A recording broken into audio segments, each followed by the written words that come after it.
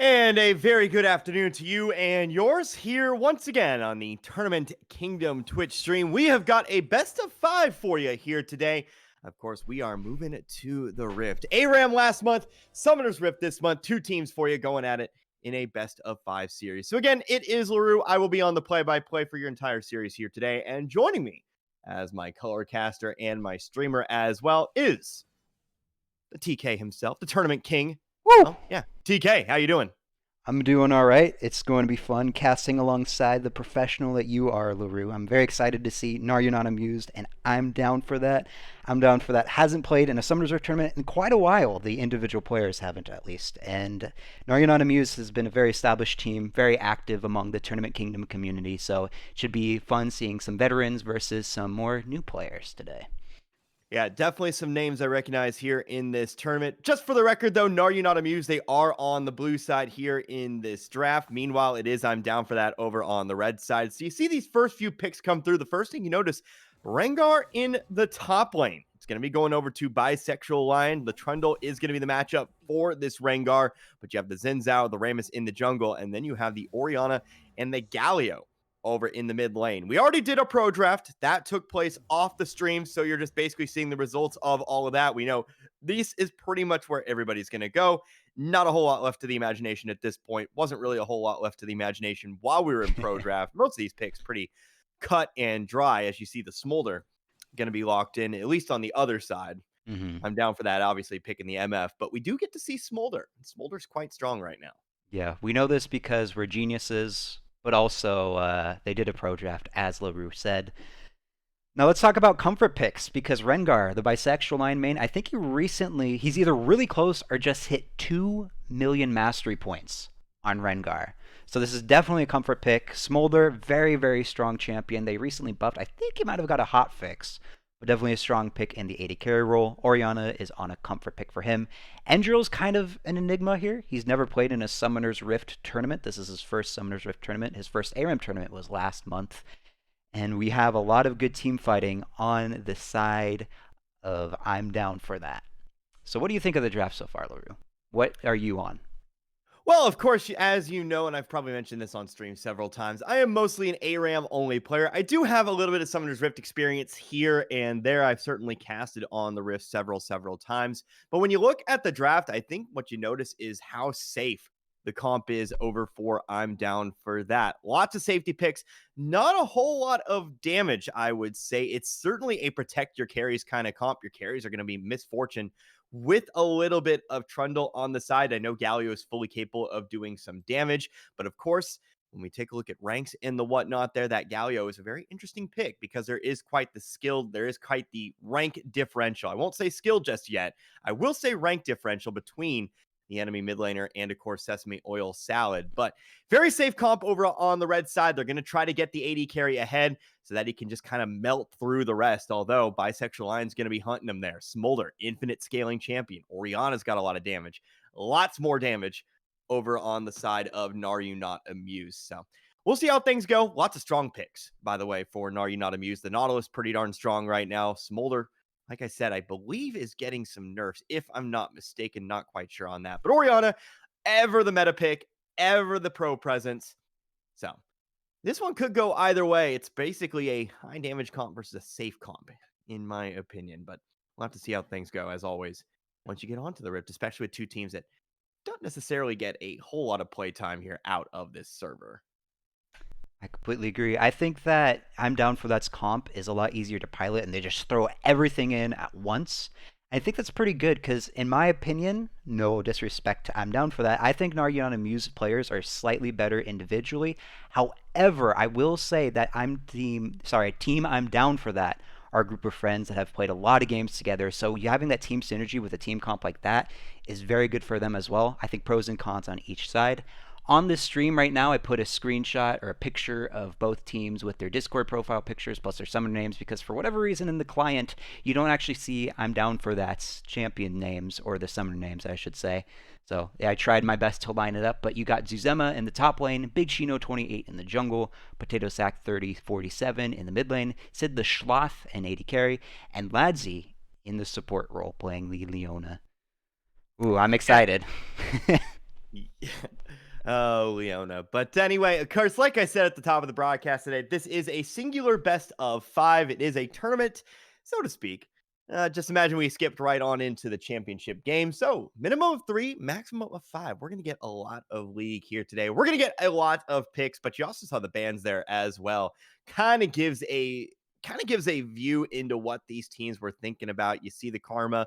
Karma, very strong pick right now over in the mid lane. Kog'Maw and Jax taken out as well. And of course, you see the Maokai. Maokai, the notorious champion that he is at the moment, absolutely busted as a support. That was quickly taken away by the side of Are You Not Amused? Alawi, Mordekaiser, and of course, Lilia and Aurelia also taken away there. So lots and lots of bans coming through, but ultimately we're going to get onto the rift for this first game here and see how things go. Not a whole lot of certainty in this one. Mm-hmm. One thing that I want to point out is Naryanon Amuse is going to have very good comms if they want to deliver the ball with Orianna. Because you have the Nautilus that can deliver the ball. You have the Rengar that can be invisible and jump in the wall. And that loaded in fast. Okay, we need to delay the stream for 10 seconds, you said? Pause at 10 seconds, you said? LaRue? Just a little bit. Let my client load on up. So we'll Got throw up you. the wait screen. We will be right back. Promise you it won't take very long here.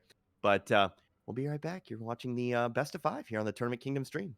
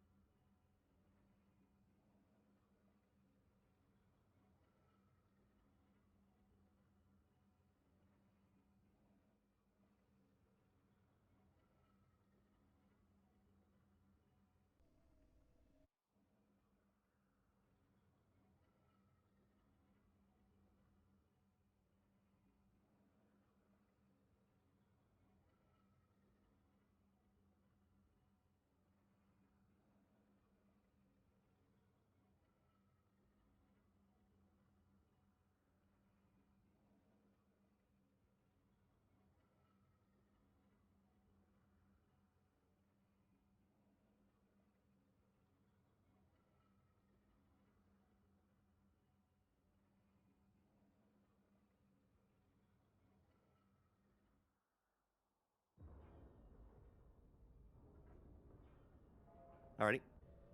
Now another three, two, one. We're back on the Oh, Rift. Yeah, a little okay. miscommunication, my bad. We'll work on that for next time. We'll work on that for sure. Every producer is just a little bit different. But we are back here onto the rift for the first of this best of five series. No, you're not amused over on the blue side of the map. And of course, I'm down for that on the red side. Again, I am LaRue. I'm your slightly confused play-by-play caster. And of course, joining alongside me is the color caster and the streamer for the day, TK, the Tournament Woo. King himself. So again, we're not looking like we're going to see a whole lot of level one action here, as it looks like we're just going to be protecting against any possible invades, especially over on the blue side. But it looks like Big Chino, again, breaking out the Rammus here.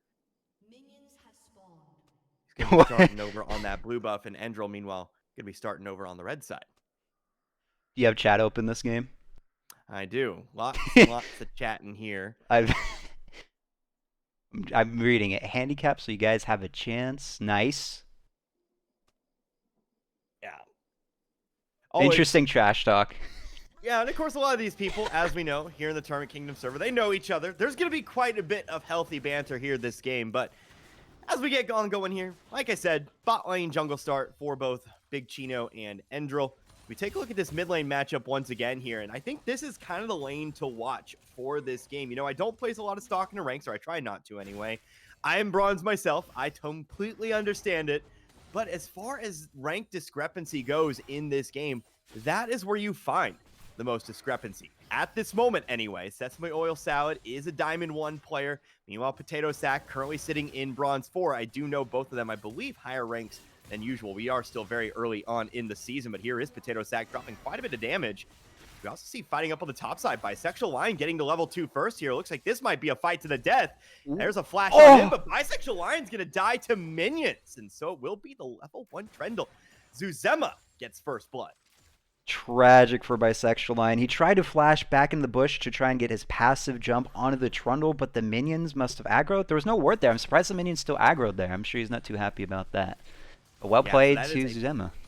That is a flash down. That is a TP down as well for Bisexual Lion. So things sitting pretty right now for Zuzema. And of course, you explained to me before the stream, TK, 3 players over on I'm Down for That, currently unranked for the year. But you do have some very high-ranked players on that red side. Do not think it is just rank discrepancy everywhere here. We get a flash out from Sid the Sloth.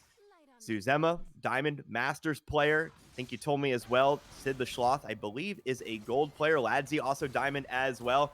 Gank on the bottom lane from Endril. Not really getting a whole lot other than that flash from Sid the Sloth. But meanwhile, up top side, you can see that level 1 kill. Bisexual Lion already in all kinds of trouble up there, at least at the moment. One thing that I noticed is a set of numbers. I don't know if this is the new meta or what, but a set of numbers is rocking the Arcane Comet on the Smolder. As we see Endril coming in mid here, showing some presence. Yeah, Endril already very active in the gank game, but it is still March. It is still early on in the season, which means I'm completely in my right to talk about this. A lot harder to gank that mid lane this year. Of course, just a little bit wider. Those towers now in the middle of the lane as a mid lane player myself. Very excited about that, at least, as we do get our first gank here from Big Chino. There is the flash, the taunt coming on through.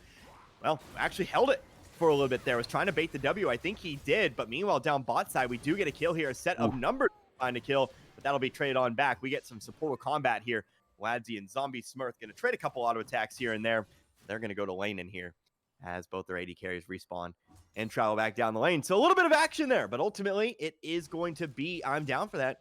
Picking up a couple kills there, but officially a set of numbers on the board. Ladzi used all of his summoner spells, the Leona used all of his summoner spells, but a set of numbers decided to hold on to it. I'm not sure if he just figured he was dead because of the Ignite and didn't bother wasting them or what, but that will come in benefit for the next 2v2 if Numbers and Zombie Smurf wants to play aggressive in the bottom line.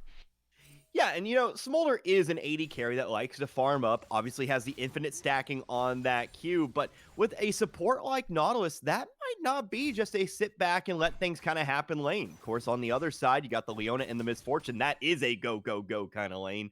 I expect a lot of fighting coming from the bottom side of the map. Might have someone brewing here in the river. Set of numbers going to be spotted out here by Chino, although Chino seems much more interested in the Rift. The Scuttle. The Rift Herald. Yeah, the Scuttle Crab. How about it? Eventually, we'll get some kind of like corruption down in there, the Void stuff and all of that. But for now, it is still very much the Scuttle Crab. Chino, he is going to secure it here. They're going to trade Scuttle Crabs up top. Endril was able to get on over there first, but yeah, just going to spot it out. He'll let set of numbers live for the time being. Meanwhile, mid lane Potato Sack, very low health, very low mana. He's been holding his own here for the most part. He'll have to eat it back, though. We'll see if he teleports back into lane. Dragon is up. This is Cloud Drake. That will give out of combat movement speed and I believe slow resistance if my memory is correct. That would be fantastic to have on I'm Down for That side. Because of the Rammus, the ganks would be so nice out of combat movement speed with the Q. So we'll see if they're going to prioritize that Dragon. I hope they do for their sake. That's what I would do if I were in their shoes. Yeah, it does look like at the Speaking moment, though, of Chino Rammus, is heading on up to the top side here, but the recall is started up here. Bisexual Lion actually going to jump on in. That might have sealed his fate. Still no flash. Actually going to walk toward the river. Doesn't have the safety of the brush just yet. Going to try to get on in there. Going to use his ult to try to get away, but there's the flash from Zuzema. Bisexual Lion jumps onto the honeysuckle, but Potato Sack is there to run him on down. Nice little roam there from Potato Sack. to pick up the kill. So nicely played there from I'm Down for that. They pick up a 4th kill here. I'm Chino down. gonna be uninterrupted on these Void Grubs. I'm down for that. Needed to burn the Galio Flash, but they will start the Void Grubs. You'll notice Endrils and Zhao is focusing the Dragon, soloing it currently, so junglers are going to trade objectives here. For those of you that do not remember or do not know what the Void Grubs do, because this is the very first Summoner's Rift tournament in the Tournament Kingdom, what they do is if you get 3 of them, you get extra damage, and then 3 more spawn later in the game, right? If a team... Oh, never mind, there's a bot playing fight. I'll let you take We'll over. explain the Void Grubs later. We are fighting down on the bot side. Shid the Sloth trying to kite on back. Now Endril going to join the fray, but Ladsy goes back on in. Endril, meanwhile, going to dive in. The Ignite is dropped onto the Xin Zhao here. It's going to be close. Sid the Sloth does pick up the kill. A set of numbers, though, flashing into the tower. Might just trade a kill for his own life here. Trying to get on out. He might. Nope, there is the follow-up route. Here comes Sesame Oil Salad with the ultimate himself. The Shockwave pulls Ladsy on back. The auto attacks are there. A set of numbers will not survive a Q to the back from Potato Sack. And it is going to ultimately be a 3-for-2 trade. A long, drawn-out fight. But ultimately, it is going to be Are You Not Amused coming out on top as we fight again up on the top side here. But that is a very, very strong Trundle here. You see Bisexual Lion. He's just not been able to get anything going in this game. He's going to have to trade back into the tower. Gets a little bit of health back, and that actually does keep him alive here. But yeah, lots of action there, but a long, drawn-out fight bot lane. A set of numbers somehow almost escapes with his life, but Potato Sack getting that last little Q there. Leona roaming mid. Let's see if something happens here. Yes, that's Oil Salad. No flash as a very immobile mid lane champion. The follow-up taunt comes on through. They're just going to drop all the damage, but Sesame Oil Salad is able to walk on out with the help of the Dissonance. And so we'll just have to take another back there. Just respawned, but already having to head on back to base. Still, though, as we take a look at CS numbers, just 8.5 minutes in here, you see how well Sesame Oil Salad has done for himself despite the pressure at times here. Has a comfortable about 15 CS lead, although the gap is currently closing there. Meanwhile, on the bot side, Shid the Sloth, currently, he's got a slight CS lead up there. And up top side, Bisexual Lion only trailing by 10, despite having been sent back to base 3 times already. Gank from Big Chino, set of numbers just simply going to fly on over the wall. Yeah, very impressive. Very impressive gameplay from Bisexual Lion, considering how far behind he is, as you pointed out. And he has the Titanic Hydra, so he's going to really be shoving waves this entire time. And I'm kind of worried that he's going to get ganked constantly because of that, because he's, no matter what, going to push.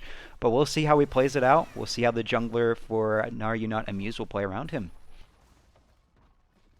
Yeah, Bisexual Lion really has had a bit of a hard time getting into this one. You see already 0-3, and that's kind of the big deal when you play against the Rengar. You try to put him down ASAP so that he can't really kind of snowball and get ahead. Now, obviously, eventually, items, you're going to pick him up, obviously is going to get that damage later on in the game, but it's really just about kind of delaying the inevitable if you're those squishies. Now, of course, we also have to talk about who is Bisexual Lion going to be able to execute here, because you're looking at a Trundle, you're looking at a Ramish, you're looking at a Galio, you're looking at a Leona. Really, your only target is this MF, but we can talk about the rest of that later here. Endril on the gank. Bisexual Lion jumps onto a minion, not going to get the full damage from the get-go. Zuzema, he's going to try to take this 2v1 for himself, does take Endril quite low. Decides he's had enough. He's going to walk it on out here. Had no flash, couldn't really continue on there. I think smart decision there. Is kind of showing off the strength a little bit. I like the roam there from Endril, trying to help the pushing Bisexual Lion. The Void Grubs will be spawning... Oh, I somehow took off the timer. My apologies to the viewers. Will be spawning in 19 seconds. I believe that looks a little visually odd on my end. Void Grubs, we'll see if the priority will go to I'm Down for that, because they currently have 3. This could potentially be their 5th or 6th Void Grubs in a minute, so we'll see how they play. But Dragon calls the mom! Yeah, mom coming on through, but it's not that quite rangy. Not gonna get there. So that's going to be the cooldown here for a set of numbers. Meanwhile, back onto the Void Grubs we go. You see the Swarm going to be taken actually by, well, I didn't even notice. It's actually both junglers going after here. Smite fight going to be won by Endril. TP coming on through. This is Zuzema who's going to be joining the fight here. Bisexual Lion kind of caught out in the river here. Pillar is going to be dropped, but it is going to be Chino using that ultimate to get on over the wall. So I'm down for that, deciding they didn't want the fight here. They're just going to give on over those Void Grubs to the side of Are You Not Amused? I'm not sure if in Spectator there's a way to see how many Void Grubs each team has, but manually counting, I think both teams have 3. Am I right?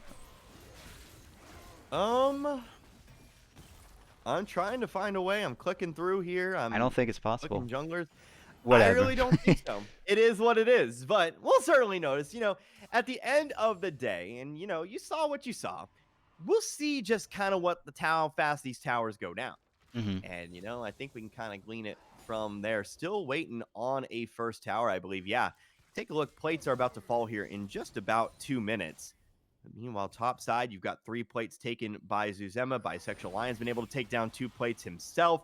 Just the 1 plate taken over in the mid lane. Just the 1 plate taken out in the bot side as well. So quite a ways to go until we have our first tower.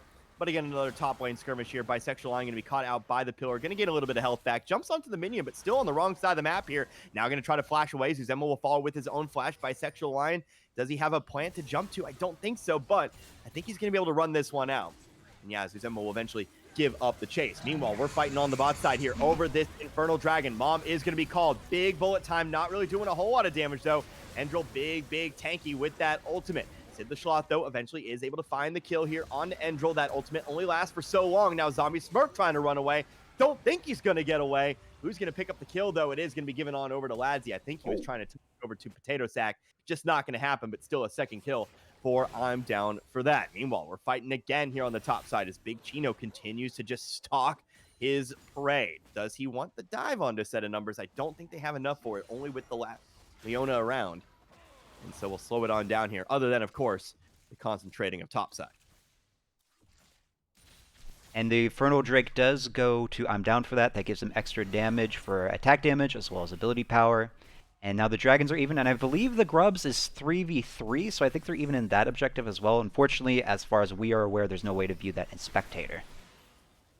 Yeah, we just got to be good at our jobs and make sure we notice every single Void Grub that is being taken. Good freaking luck. Anyway, 8 kills to 4, 2K gold lead here for I'm down for that early on in this matchup. Of course, we take a look at the individual gold. Most of that, at least as far as I'm down for that is concerned, is on the Trundle. Zuzema currently sitting at 5.4K gold. Also have a slight lead for Sid the Sloth. He has currently got a 400 gold lead over his counterpart, a set of numbers. But over in the mid lane, you do have an advantage in the middle lane. Sesame Oil Salad has about 700 more gold there, despite being a kill behind on Potato Sack. You see 131 CS in just the 14.5 minutes. Hook coming down to Sid the Sloth. Doesn't have the Leona for assistance. Does have the heal. Has no flash. Mom is going to be called. Not going to connect there. Make it rain going to be dropped. A little bit of a slow fly. Wow! Just gone with that collector. As Endril shows up just a little bit too late. They were clearly setting up for the dive. It's just not going to happen at this point. Just kind of deleted there. Believe that was the Q coming on through. I don't think he got it empowered off of a minion. I think that was just straight Q damage into the execute. That damage was very high. The collector came in very clutch there. As I'm down for that takes the Rift Herald. That will feel good with a Void Grub bonus as well, the extra damage. We'll see how they utilize it. The next dragon is in 2 minutes and 45 seconds, so they do have some time to dilly-dally with it. Meanwhile, top lane.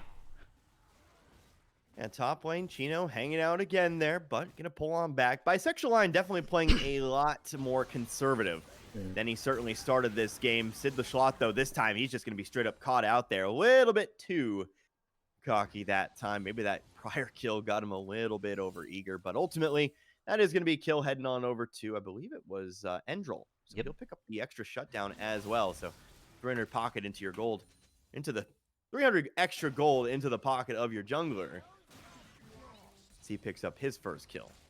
Yeah, he really needed that. That was his second kill of the game. That gold is going to feel super good, and that's going to help the entire, basically all of Are You Not Amused, because he's been ganking quite a bit. I've seen him top lane, I've seen him mid. He's been roaming around quite a bit, so the goal on him will be really fantastic. Man, Shockwave used on Potato Sack. Can he get one more auto? There it is. Actually, I don't think it was the auto attack. I think that was actually something else there. But either way, another kill here for Sesame Oil Salad. Finally does pick up that solo kill. He's going to have a little bit of time here to try to get this first tower. But meanwhile, over in the top side, actually, Rift Herald is going to be used to pick up that first tower. So apologies there. Was a little bit ahead of myself. But Zuzema, he wants the 2v1 again here. Going to actually walk into blue side minions. Does dodge a couple of CC. But now Zuzema, knowing that, is going to go back on in. Ult used by Endril, but Endril's taken low. But ultimately, Bisexual Line is able to pick up the kill. Meanwhile, mid lane, tier 1 tower is taken. Here comes Chino, though. Going to jump on in, but just sitting on a Bammy Cinder. Doesn't have a whole lot of magic resist there. You see, actually, not a single bit of magic resist. Not going to be able to stick around for long there. Just trying to get Orianna to back off. I do think this Rammus is smart building that much armor. Oh, never mind. We're fighting. Here we go. Zenith Blade, just a little bit short. Yes, Sid the Schloth. Ladzy, they'll back on back. We did get another tower taken. That would be up on the top side. So, after about 15, 16 minutes of no towers, 3 of them have fallen here in quick succession, but a couple of those towers fallen for Are You Not Amused. So, kind of reached a slowdown here in this one, just a little bit. Of course, our Baron is up in just 2.5 minutes, but the way this one's going, don't think we're looking at an early Baron. Next Dragon coming up in just about 10 seconds. We are on an Ocean Rift, I believe. Yep. So we will go ahead and have Ocean Dragons for the rest of the game. Yes, sir. And that's going to be very good because Bisexual Lion, the Rengar, having more bushes obviously means using his passive more. So it'll be interesting to see how Are You Not Amused will coordinate the Rengar passive as a team. But the tough part is look how much armor the jungler has for I'm down for that. Big Chino has nothing but armor. So it'll be interesting to see Rengar with these fights trying to get on an MF. Ladzy onto set of numbers. Bullet time opened up there, but kept himself steady for the rest of Are You Not Amused. Here comes the ultimate from Potato Sack. He's going to join on in. Meanwhile, you see Endril pretty much going to be securing that dragon uncontested. But who does win this following skirmish so far?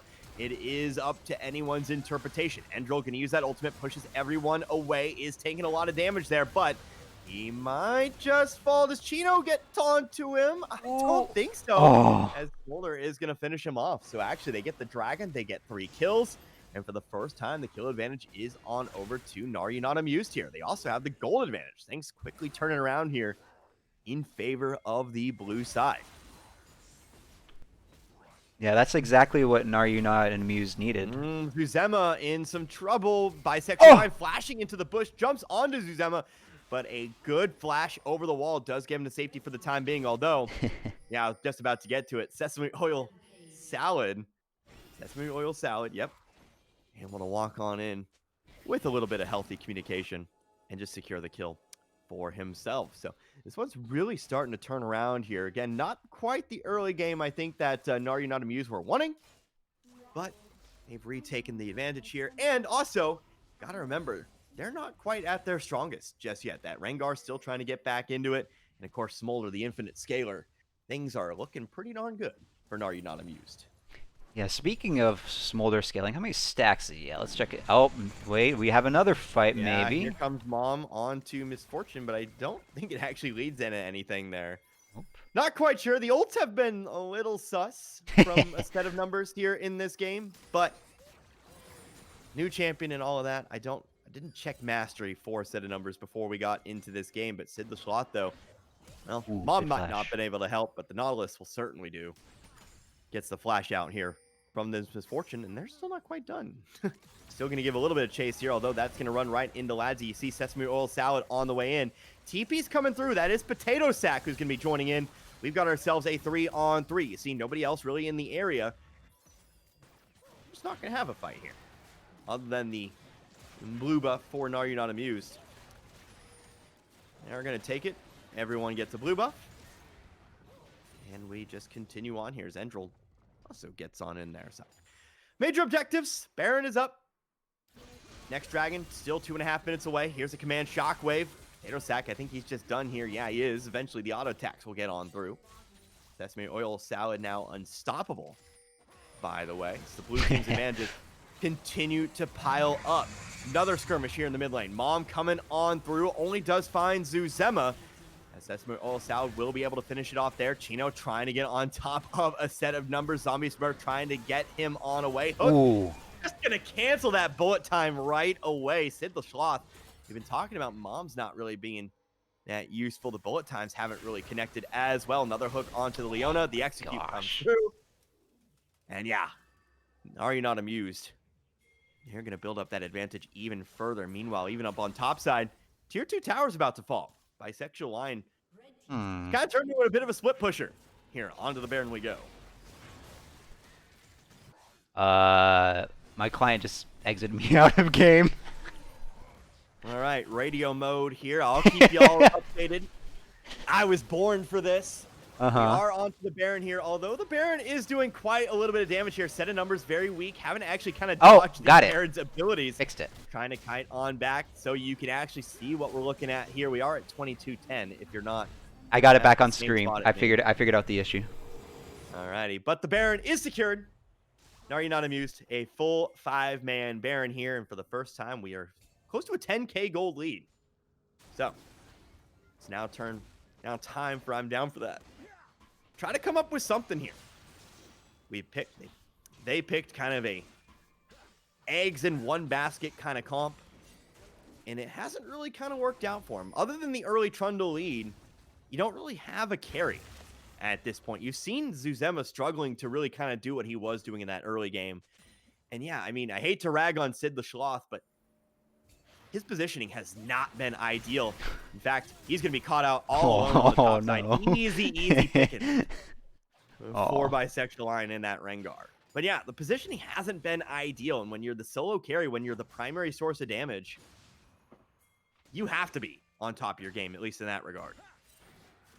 I agree with you on that one.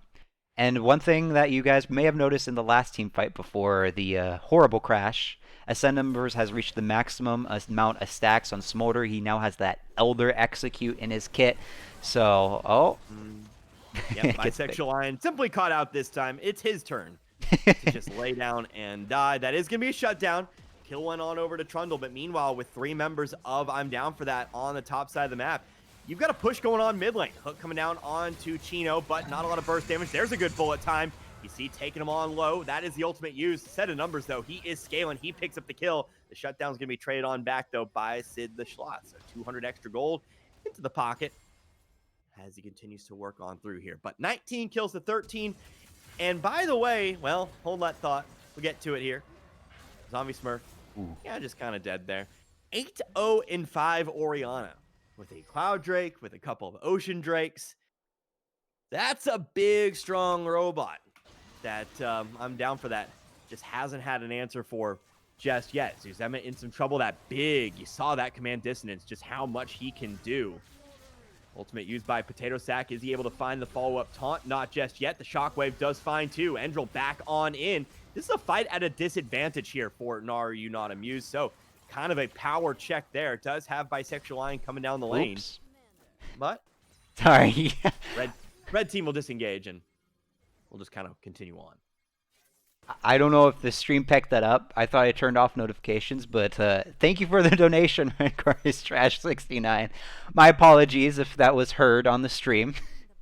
A shout out to you, I appreciate it. Yeah, ballin'. We got to keep the lights on around here. 2-on-2 fight. Set of numbers, you see, dropping them down. Bomb going to be used onto Sid the Sloth, but it looks like Ladsy is going to be the focus.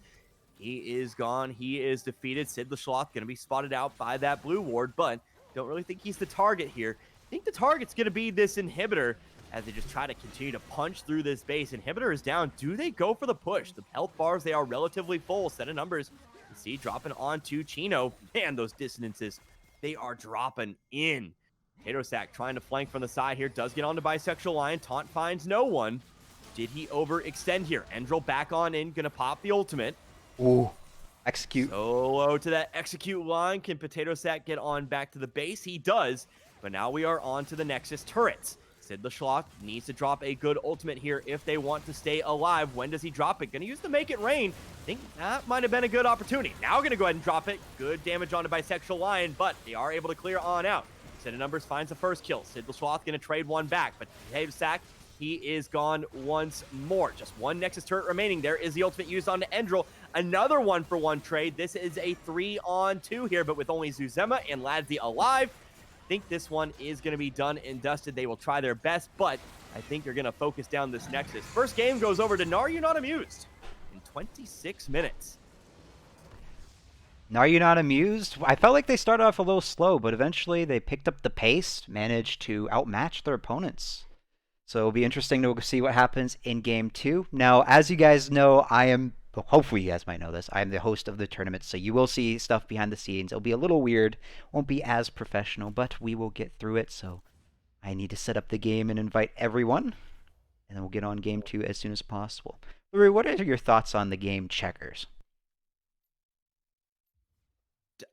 I haven't played it since I was maybe 8 years old. But do you like it or do you love it? I haven't played it. I wouldn't remember, but it's a simple game. I mean, I guess it's fine. There's a reason this is being brought up. Because there's going to be some time to kill, and I feel like I need to settle a beef with you in Checkers. Because I feel like deep down you think you're the best player. Okay. I'm teasing. Okay, maybe. I mean, we will need to stall some time if they do the draft lull again. So maybe we'll play a quick game or something like that. We shall see.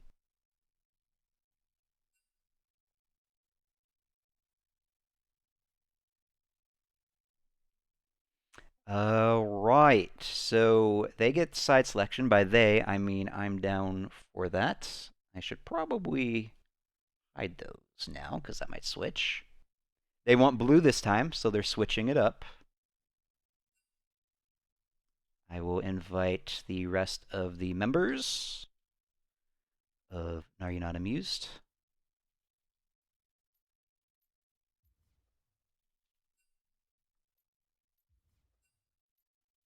And then Zombie Smurf is already here. Oh, oops.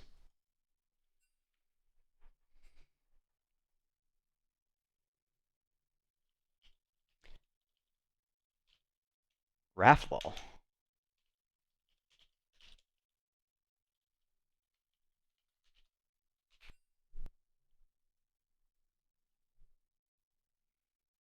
Am I missing someone? I am Sesame Ocelot. He must have not received an invite by his team. Do you have a Twitch chat open by any chance? I do not. I can open it. I'm just kind of. I mean, it's all good if you do or do not. Y- Just Rengar is trash 69 and bisexual lion. Talking a bit. Oh. Oh, never mind. It's just a private thing. Ignore that. No big deal. But again, I'm not sure. I thought I turned off the notifications, but thank you to Rengar's Trash for the donation. I appreciate it. I try and turn those off because I don't want it to, disturb the players if they want to rewatch the VOD or whatnot. But I heard the sound effect. I'm not sure if it picked up on stream. But thank you. I do appreciate it. It means a lot. I'm good with the client. Give me that. Wait. Oh. Oops. Okay. I royally screwed up. I'm not good at multitasking. I'm starting to learn LaRue. I do need an invite. Yes. This will be better, though. This is tournament draft.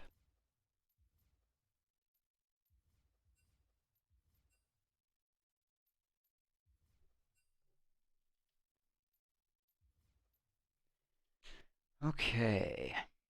What is your favorite board game, LaRue? I haven't played board games since I was about 10 years old, but I've lived a solitary existence, no friends, no nothing. But Aw. I would probably say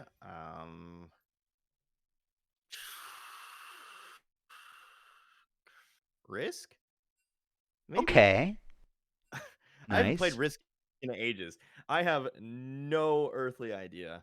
Um I mean, I've played the classics, Monopoly, Candyland, Sorry. That's about all I can name. Yeah. Risk, the Game of Life, that one's pretty good, but you have to get like the ones that actually add stuff to the game because the basic Game of Life is really, really bad. Um, Hungry Hungry Hippos, is that a board game? I guess it's Theoretically, theoretically. top trumps. I don't know.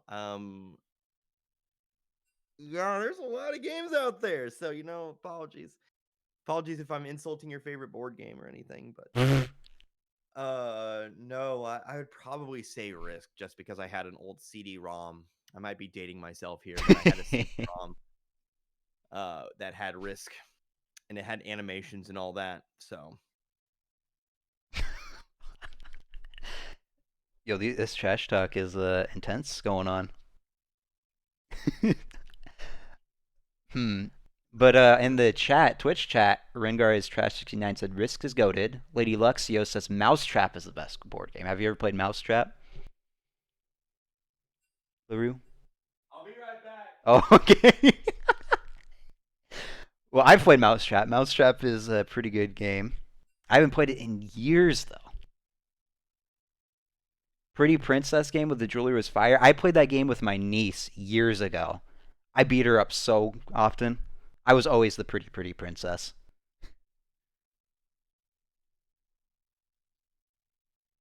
Yeah, Pretty Princess. I remember that there was like this necklace and this ring. I think even a tiara. Classic. I was the prettiest princess, Lady Luxio. Thank you.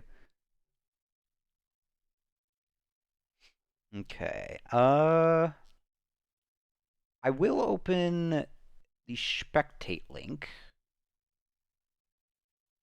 just to see when things are happening. So how this here? I'll just show my stream or my internet browser. So they're doing this. We did this off stream, but we wanted to delay because there's a 3-minute spectator delay. But right now they're doing this draft privately, and I don't know where LaRue went, but we'll see here. Hashtag Tournament King. Let's not get that trending on Twitter. I don't want to be canceled again. Oh, why did I bring up that? You're gonna see the whole void of stuff now. Oops.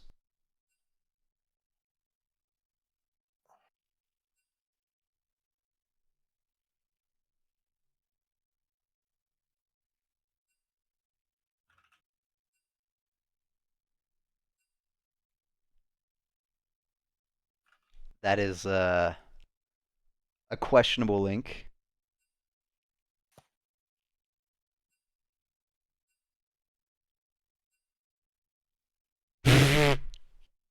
I know what this word is.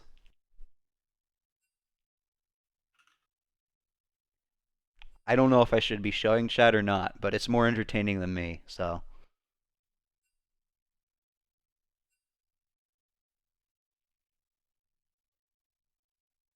Alright, I'm gonna assert my dominance. I need a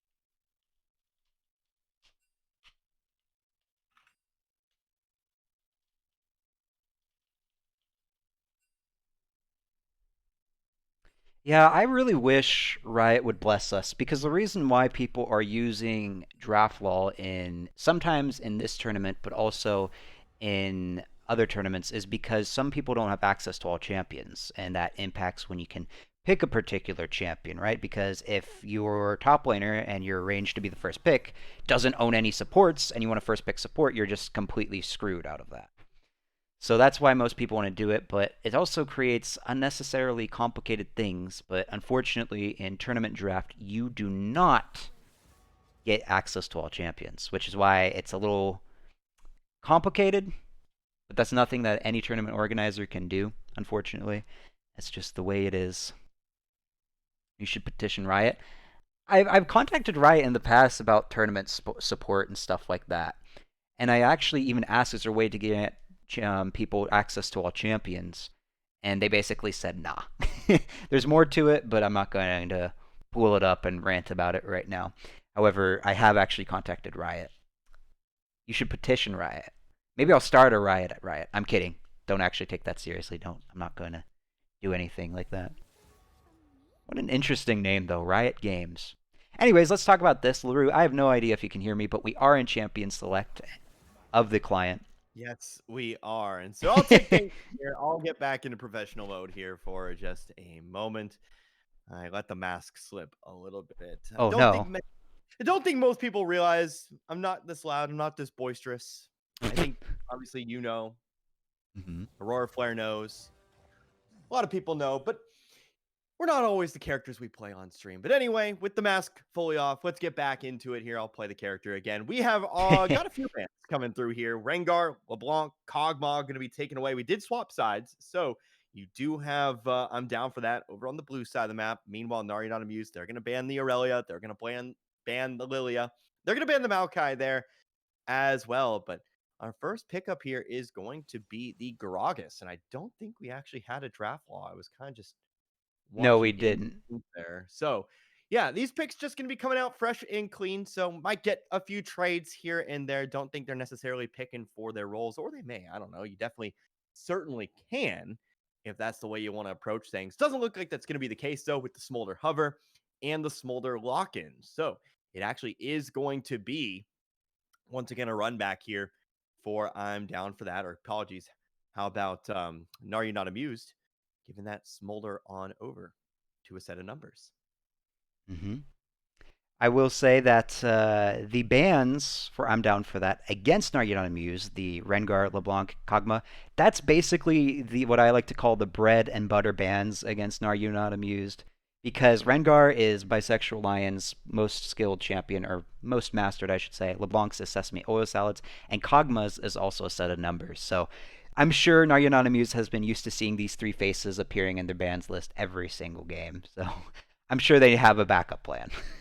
Yeah, I mean, obviously, a common thread of knowledge says when you have I won't say one trick, that might not be the right word for it, but when you have a clearly favored champion, it usually is going to be banned on out, whether it's meta or not. You just don't want somebody who's super hyper comfortable on a certain pick to get that pick. And I think we even saw it to a certain degree in that first game, despite Bisexual Lion being really sent kind of to the Shadow Realm in the early portion of that game, he was still able to kind of bring it on back. So I certainly agree with the idea to ban Rengar. Make him pick anything else here, as we do see the Nautilus also come back through here. So no changes to the bot lane for Are You Not Amused.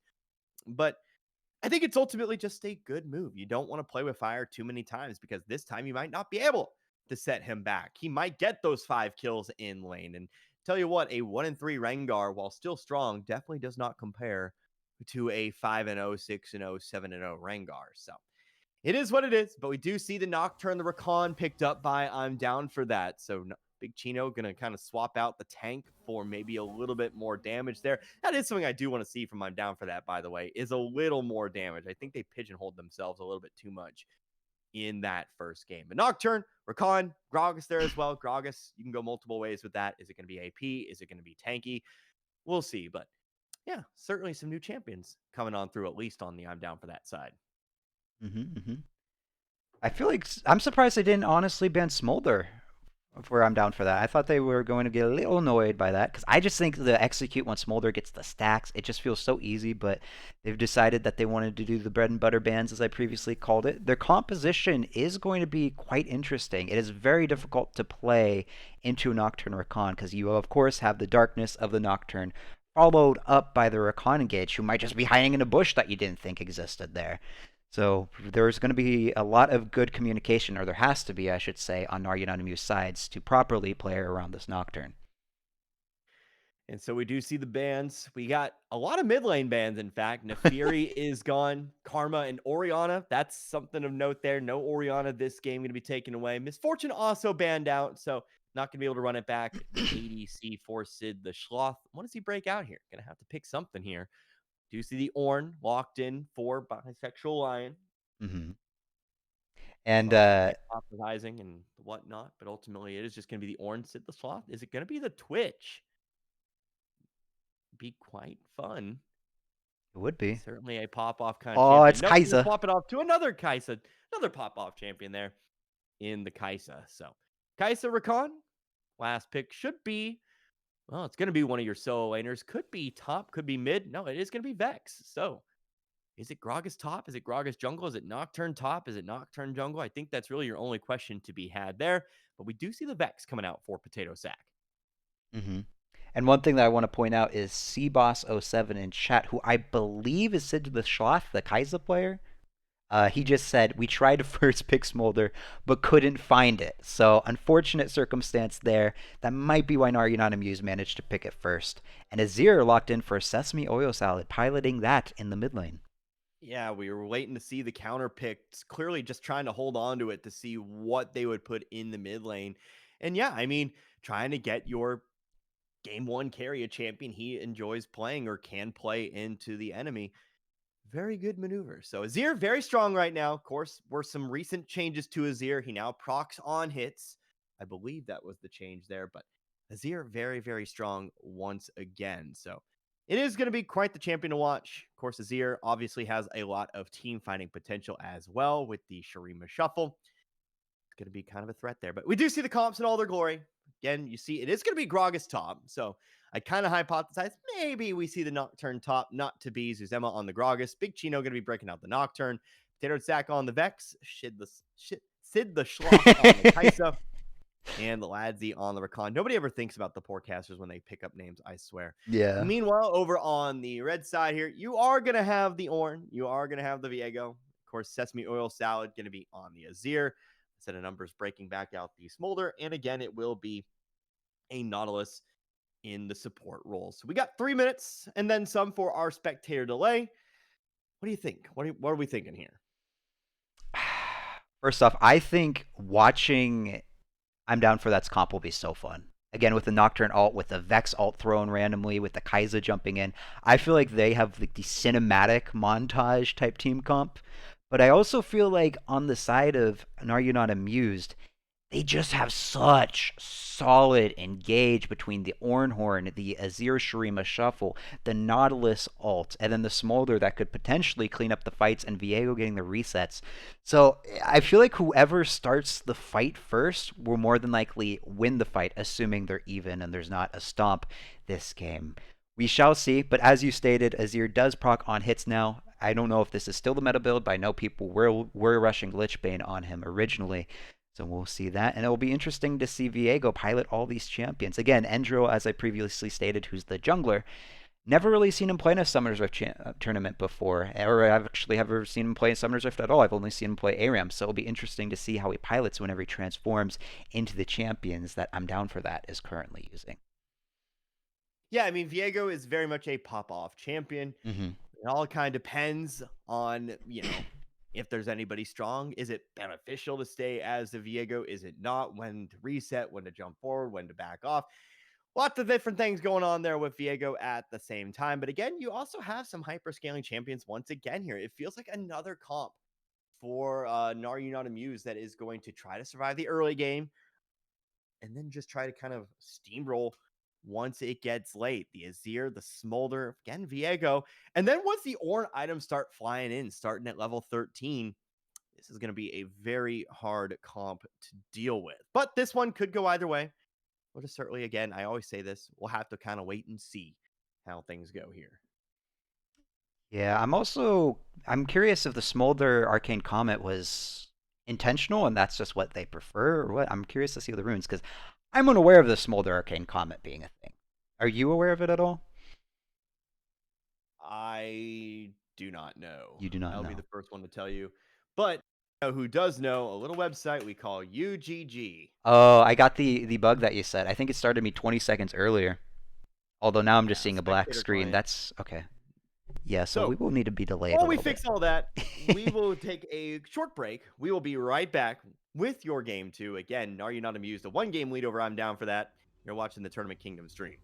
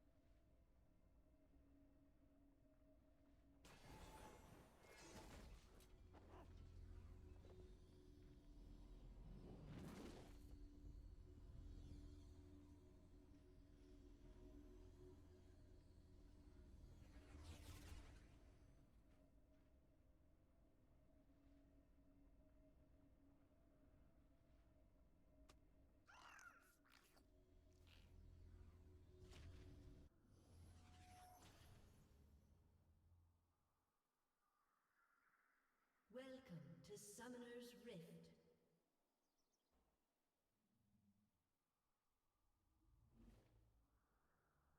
And we are back with game 2 of Narugana Muse versus I'm Down for That.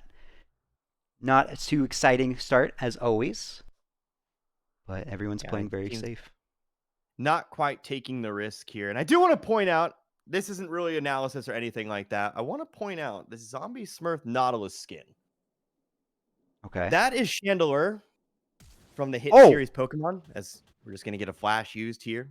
Asserting dominance. Casual enough. Establishing dominance. But that is Chandelure from the hit Pokemon game Black and White. And, you know, you can't tell me otherwise. So I'm going to open up my wallet in between games. But for now, we get to it here. A minute 20 on in. Again, like you said, not a whole lot of stuff going on here. Yeah, pretty standard. Neither side really wanting to take the risk. So yeah, we'll just get to it here. We'll get to laning. Ninja spawn. Mid laner's already going at it. But again, it is going to be a bot side jungle start for both Big Chino and Endril here. I only bring that up because if you haven't heard the story of Lucian and Riot and all of that, you might have if you've played any time in the last 8 years, the skin's very old. You might remember Striker Lucian, which is basically the soccer skin. And we'll hold that thought here. A little bit of level 1 trading. Don't think we're going to get too much out of it. No, Ignite's ticking. They're actually going to flash on in. So actually, well, just screw me, I guess. First blood going on over 2. That will be, I'm down for that, lads. He's still on the hunt, though. Going to go ahead and trade a couple more auto attacks with set of numbers. Not going to have the help of Sid the Sloth, though. So he'll just walk on back. But Striker Lucian looks a lot like a certain Netherlands soccer player. I've heard the story, yeah. And so his name's Edgar Davids. Sued Riot for his likeness and won. And so I'm pretty sure, I don't know the specifics of the lawsuit. So Riot, if you're listening, please don't sue me for libel or anything like that. I'm pretty sure they had to give him a part of the proceeds, part of the profits from that skin. So you want to troll Riot, buy that skin. It's really funny. But either way, I want to bring up that Chandelure thing because got to watch out for those Nintendo lawyers. But anyway, we are level 3 up on the top side here again. Zuzema, Bisexual Lion. They've been providing a lot of the action here in this best of 5 series thus far, as you normally expect from top lane. But this time might be a little bit harder to find those kills early on, at least. You got 2 beefy boys up there, or not necessarily known for putting out oodles of damage. Gragas, I mean, depending on how you build him, will either do a lot of damage, or he'll just kind of take a lot of damage. But either way, we are going to get a gank here. Zuzema just a little bit overextended. He'll go down. First kill here for Naryu Not Abused. Endril, again, back to his old ways. Very active with these ganks. Yeah, I'm really curious, like I said in Champion Select, how Endril is going to pilot, his priorities on transforming if there's a big team fight.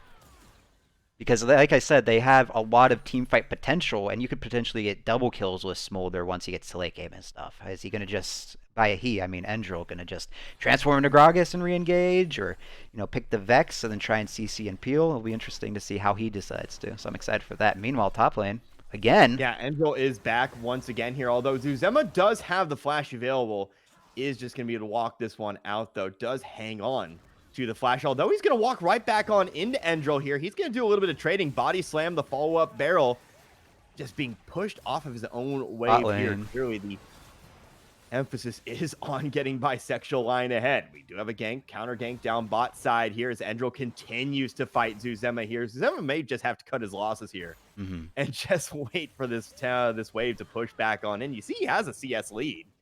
So you might just have to kind of wait, be patient here. Going to walk forward. Does Endril stay? Nope, he's going to back off this time. But Zuzema, you see, no flash available. Going to use the body slam. Bisexual Line is going to chase. He's going to find the knockup, and I think he's going to find the kill, yeah. So it's a long, drawn-out multi-gank experience, but Zuzema's torture finally ends with Bisexual Line getting on the board here with his first kill. And Zuzema going to have to take the long walk back to lane. Already used that TP to get back on in to lane the first time. But still, has a CS lead. Is down 400 gold now with that kill, but yeah, not a good start for Zuzema this time around. Yeah, I'm curious what was going on in an Are You Not Amused comms after the first game, because you might remember Bisexual Lion, I would say, was getting ganked a lot. Oh, meanwhile, mid Ooh, lane. Shrima Shuffle, Potato Sack. Yeah, no mana, no health. Sesame Oil Salad, one more soldier, one more auto attack. Oh, Should get it done. No, he's actually attacking minions. Gonna have to burn the flash for this. Obviously not ideal, but still finds the kill. Chino just gonna show up. Applies a little bit of token damage. But yeah, ends up being a solo kill, even if he had to use a summoner spell for it. these teams are just so aggressive, constantly fighting. I barely can get a sentence out. Well, that's just the nature of the beast. Cloud Drake going to be taken here by Are You Not Amused. Andril securing that Cloud Drake. Next one we got here is an Ocean Drake, so we're guaranteed a new map for this next game. Boy Grubs, meanwhile, taken here by Big Chino. Got a little bit of help from Ladsy as well. Ladsy just kind of leaving Sid the Sloth to fend for himself here at the moment. Although doing a fairly good job of it. You see, maintaining the CS difference. Is taking a little bit of damage here and there. They might be setting up, though, for the tower dive. You see Endril, he is behind here. Sid the Sloth underneath the tower. He now knows Viego is there. Taking a couple tower shots is Zombie Smurf. Oh. Flash forward, hits the tower. They Oh, apply no. the damage, and this dive is going to go very, very wrong. Meanwhile, you see Ladsy, he's ill on his way. This wave is going to crash. They're going to try to go on in. Sid the Sloth applying a little bit of damage to set of numbers. Ladsy can't get on in time. Endril takes him, walks it on out. So eventually they do get what they came for, but not before they just basically hand a kill on over to this Kai'Sa. 2 kills now here for Sid the Sloth. Yeah, I don't know if Zombie Smurf didn't know that Nautilus Hook cannot go through towers, or if it's just a miscommunication, but they did get the kill at least. Mom gonna be used. Misses again. I'm still kind of wondering what these ultimates are at times from a set of numbers, although Zoning. zoning, I guess, but also He was zoning top lane, I swear. it is a bit of a cooldown. It is 105 seconds here at the moment, so bit interesting. But either way, doesn't pay for it, other than the cooldown here at the moment. Fighting up topside again. Zuzema again fighting from 2 kills back.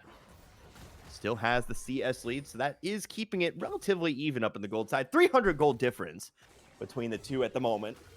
Makes up a part of this 1K red team gold lead. These two just constantly looking for angles. Bisexual Lion going to get behind Zuzema here. And walk it on back to tower to catch the wave. Yeah, Zuzema going for the phase rush top lane build, so he can go for some trades and just back off. Another body slam on in. Another barrel going to connect. But you can see kind of what I was talking about the early game here, TK. This time we have a much less explosive top lane. Yeah. Who cares about top lane? We got to fight bottom lane here. Zombie Smurf going to be knocked up. Here comes Endril from the side, going to land the stun onto Sid the Sloth. The flash comes out. There is the paranoia from Big Chino. Actually going to be able to jump on the Nautilus and try to turn this one around. Although Chino is going to back on off. I think this fight's just going to continue on. He needs to get back on in there. Going to have a little bit of help from Potato Sack. Ultimate use, not going to find anyone. Here comes Sesame Oil Salad. Chino has to be careful not to overextend. Going to try to walk back to the Tri-Brush here and that tier 1 tower. Meanwhile, set of numbers. Where is he standing? He was trying to apply a deep ward.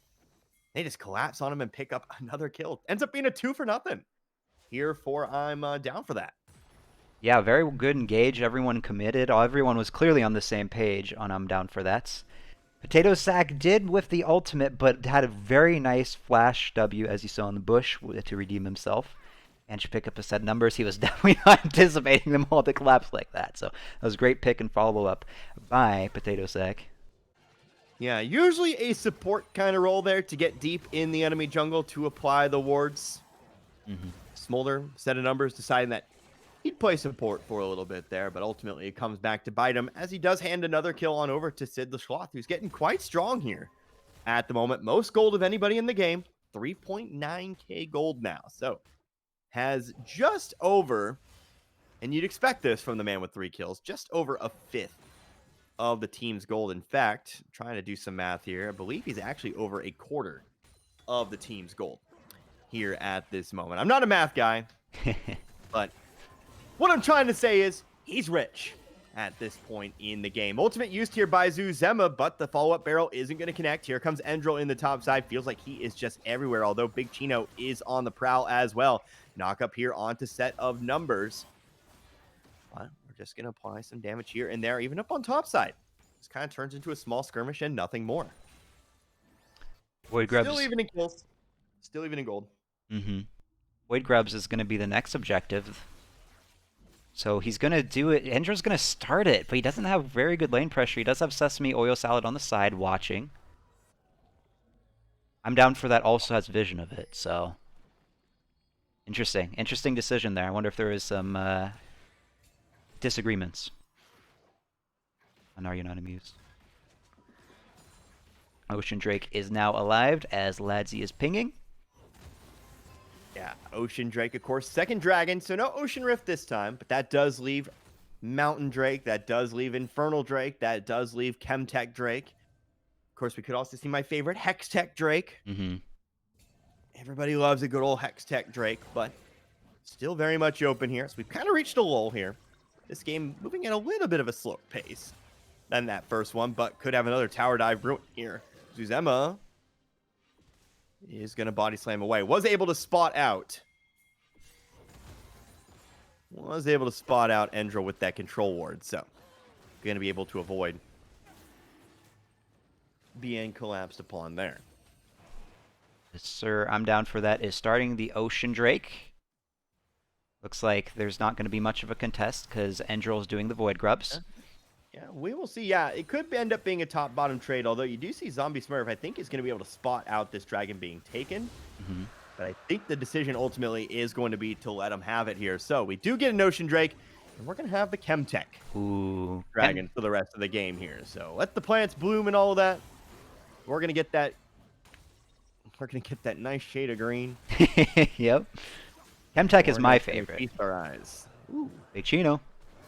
Yeah, here comes Big Chino with the paranoia, jumps on in, but to see the health bar still relatively high. There's a gold ultimate from how about a set of numbers.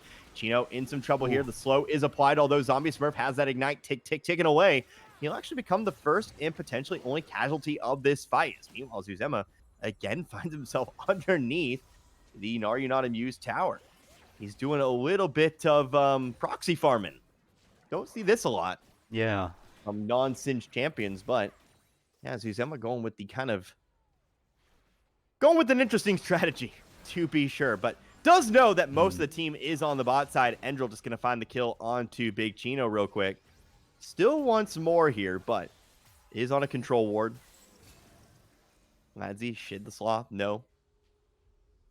Yeah, Gragas is still proxying. He went between the two towers near their base. Yeah, I mean, as long as you're not going to apply the pressure. Bisexual line on that Orm, big tanky boy. So he is going to be taking that damage from those minions, but not to the point that it is a major issue. So clearly doesn't want to get in a goose chase here. Clearly values the gold from just farming the wave that he does and kind of just hunting for this Gragas. He'll eventually take a gentlemanly back, and they'll get back to it here. So see there, both of them. Relatively high CS numbers there. We're fighting bot side jungle here. Ladzy going for the knockup. Finds no one.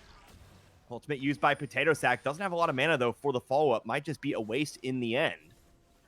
That's going to be the case there. So that's a cooldown for this Vex, who I haven't really talked a whole lot about here. 50 CS down. Has only died once, but is quite a bit of ways behind compared to the contemporary there. Already 1.7k gold down. Vex is the champion that, if she can't do damage, if she falls behind, not going to really be doing a whole lot. The CC is nice, the fear is nice, but things aren't looking good right now for Potato Sack. Still, though, in the laning phase, there's still very much a lot of time to get back into this one.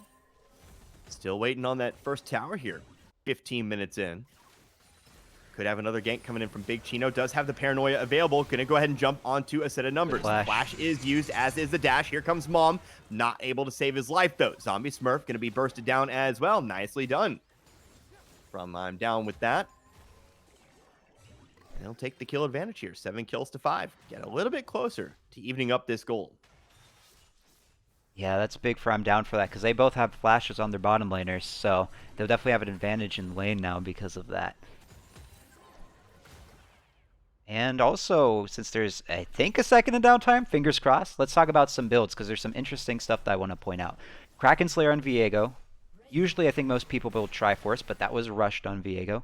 Hollow Radiance is one of the new items this season. It's basically Sunfire Cape, except it's magic resist, and it also does area of effect whenever you last hit something, like a champion or CS. So that will help a lot with the Ornn Wave Clear, which is going to be really useful considering how much Gragas has been proxy farming. And as for that, you have the Loon's Companion, which is basically the old Loon's Echo from the previous season. Zema getting ganked. Yeah, gank onto Zuzema here. No chance to get away. Again, just not even going to use the summoners as well. Just kind of accept defeat there. Had a flash, or had a window to flash away. Just chose not to use it. Here is Chino onto Sesame Oil Salad. There is the fear, although Vex comes on in. Is going to be able to apply yet another. Although Potato Sack is actually going to be killed by the Azir Tower. They have to be real careful about this. It continues to go on through Sesame Oil Salad. Oh my goodness. What he did. The tower MVP as Blue Side gets over aggressive. You got to pay attention to those Azir Towers. It's just free damage. And yeah, you've given this Azir a lot of gold. Oh man. Might be a big turning point at this point. He's also 66 CS up on his opponent. The Potato Sack, the Vex. The gold difference is massive. Wow, between mid lane. Ooh, yeah, that's rough. Ultimately is now the richest member of this game, although we can take a look at the Kai'Sa as well. Pretty much the only one who can stand up to Sesame Oil Salad at this point in terms of pure gold, pure items, is that Kai'Sa on the bot lane. So someone to watch for here. Does have a shutdown available. You see 3 shutdowns over on the side here of LaRue Not Amused. Someone to watch for here. Still only a 2k gold lead. Might be a major turning point there. Might get Sesame Oil Salad really kind of in his hyper carry mode. But just right now, we're still kind of even. We could see some fighting here over this first Chemtech Dragon. Yes, sir. The Chemtech transformation is always nice if you are on the side behind the pit with the blast cone. So we'll see how they play around that as there's another fight that breaks out. Yeah, ooh, double knockup. Nice 2-man knockup from Ladzy here. So we once again just turn your attention from the much more exciting bottom side of the map. Take a look here at our top lane trades here. It goes where the damage is being dropped. It just is the nature of the beast. But meanwhile, over on Dragon here, I'll go ahead and use my manual controls. Dragon is going to be secured by LaRue Not Amused without much fanfare. Ultimately, I'm down for that. Just backs off that time around. So didn't really want the smoke, especially maybe with that Azir kind of lurking on in. Meanwhile, top side, the health bars are starting to get low, so a little bit more interesting up here now. Zuzema is going to use the flash to get away. Here comes Ladzy, though. Applies a shield. Here comes a charm, but do they have the damage to take him down? Or he at least gets back to that tower. You see Zuzema, he is going for the AP build with the Rod of Ages. Here comes Endril now. It is a 2-on-2. Chino, though, going to use the Paranoia. This is going to turn into a blue team advantage. Vex ult used. There is the shutdown. First of potentially 3. Endril also has a shutdown. He's on the wrong side of the map. You see a set of numbers on his way up there. How much is he going to be able to add, though? Bomb is going to be summoned on up. Only finds 2. The rest of the damage not there. Set of numbers still kind of trying to scale on up. And so they will pick up 2 of those shutdowns. Both of them going on over to Big Chino that time there. So Chino now 6.6k gold. Kill advantage. And again, just 1k gold from being even again. It's very back and forth. Very much a seesaw game here. Yeah, I'm sure that's a little bit tilting on LaRue Not Amused to have your top laner and jungler who both had bounties die whenever Gragas was just so low. But such a good response from I'm down for that, trying to prevent Zuzema from being even further behind. And Zuzema steaming in again, wants to fight again. Yeah, we are fighting here. Flash out from a set of numbers by Sexual Line using the TP to give a little bit of support. You see Zombie Smurf trying to make his way up top. Gonna run on into Potato Sack. Potato Sack backs off for the time being. We're just gonna all head up top side here. We're gonna do a little bit of posturing. But meanwhile, 2 members of I'm Down for That. Still that bot lane hanging out in the bot lane. So we do officially have that Baron now on the map here. We're officially 20 minutes in here to game number 2. Yeah, Baron has officially spawned. Look onto Zuzema, Paranoia onto a set of numbers. Vex ult is going to come down onto Zombie Smurf. They have enough to burst him on down. Zombie Smurf just kind of giving his life for the Ooh. cause here now. 0-6, although Potato Sack trying to find the follow-up ult is going to send it wide left. Don't know if he had vision that time or if he just kind of sent it blind, but was very, very close. They know Big Chino's in there. Yeah, Big Chino hadn't backed off just yet. Now going to run into Endril, though Potato Sack still hanging out in the area. Has that fear up. Going to push Endril on back, although that just means Endril's going to turn towards Zuzema once again. Meanwhile, got our 2 carries down bot side here, but that favors Sesame Oil Salad, able to just take that first tower on down. Sid the Schloth just going to have to try to back up to this tier 2. Somebody's got to respond here to this Azir. Can't just let him free push forever. Shid the Sloth will back on out. Oh, no. Ooh. Wanted to back on out. Not going to be able to. Zuzema going to try to use that ultimate. Did end up missing. Does hit connect with the body slam, though. Smolder trying to get away. Trying to use that alcove. Another barrel. So low. One last body slam will do it. Now Ladzy in a lot of trouble down there. That was the shutdown, by the way.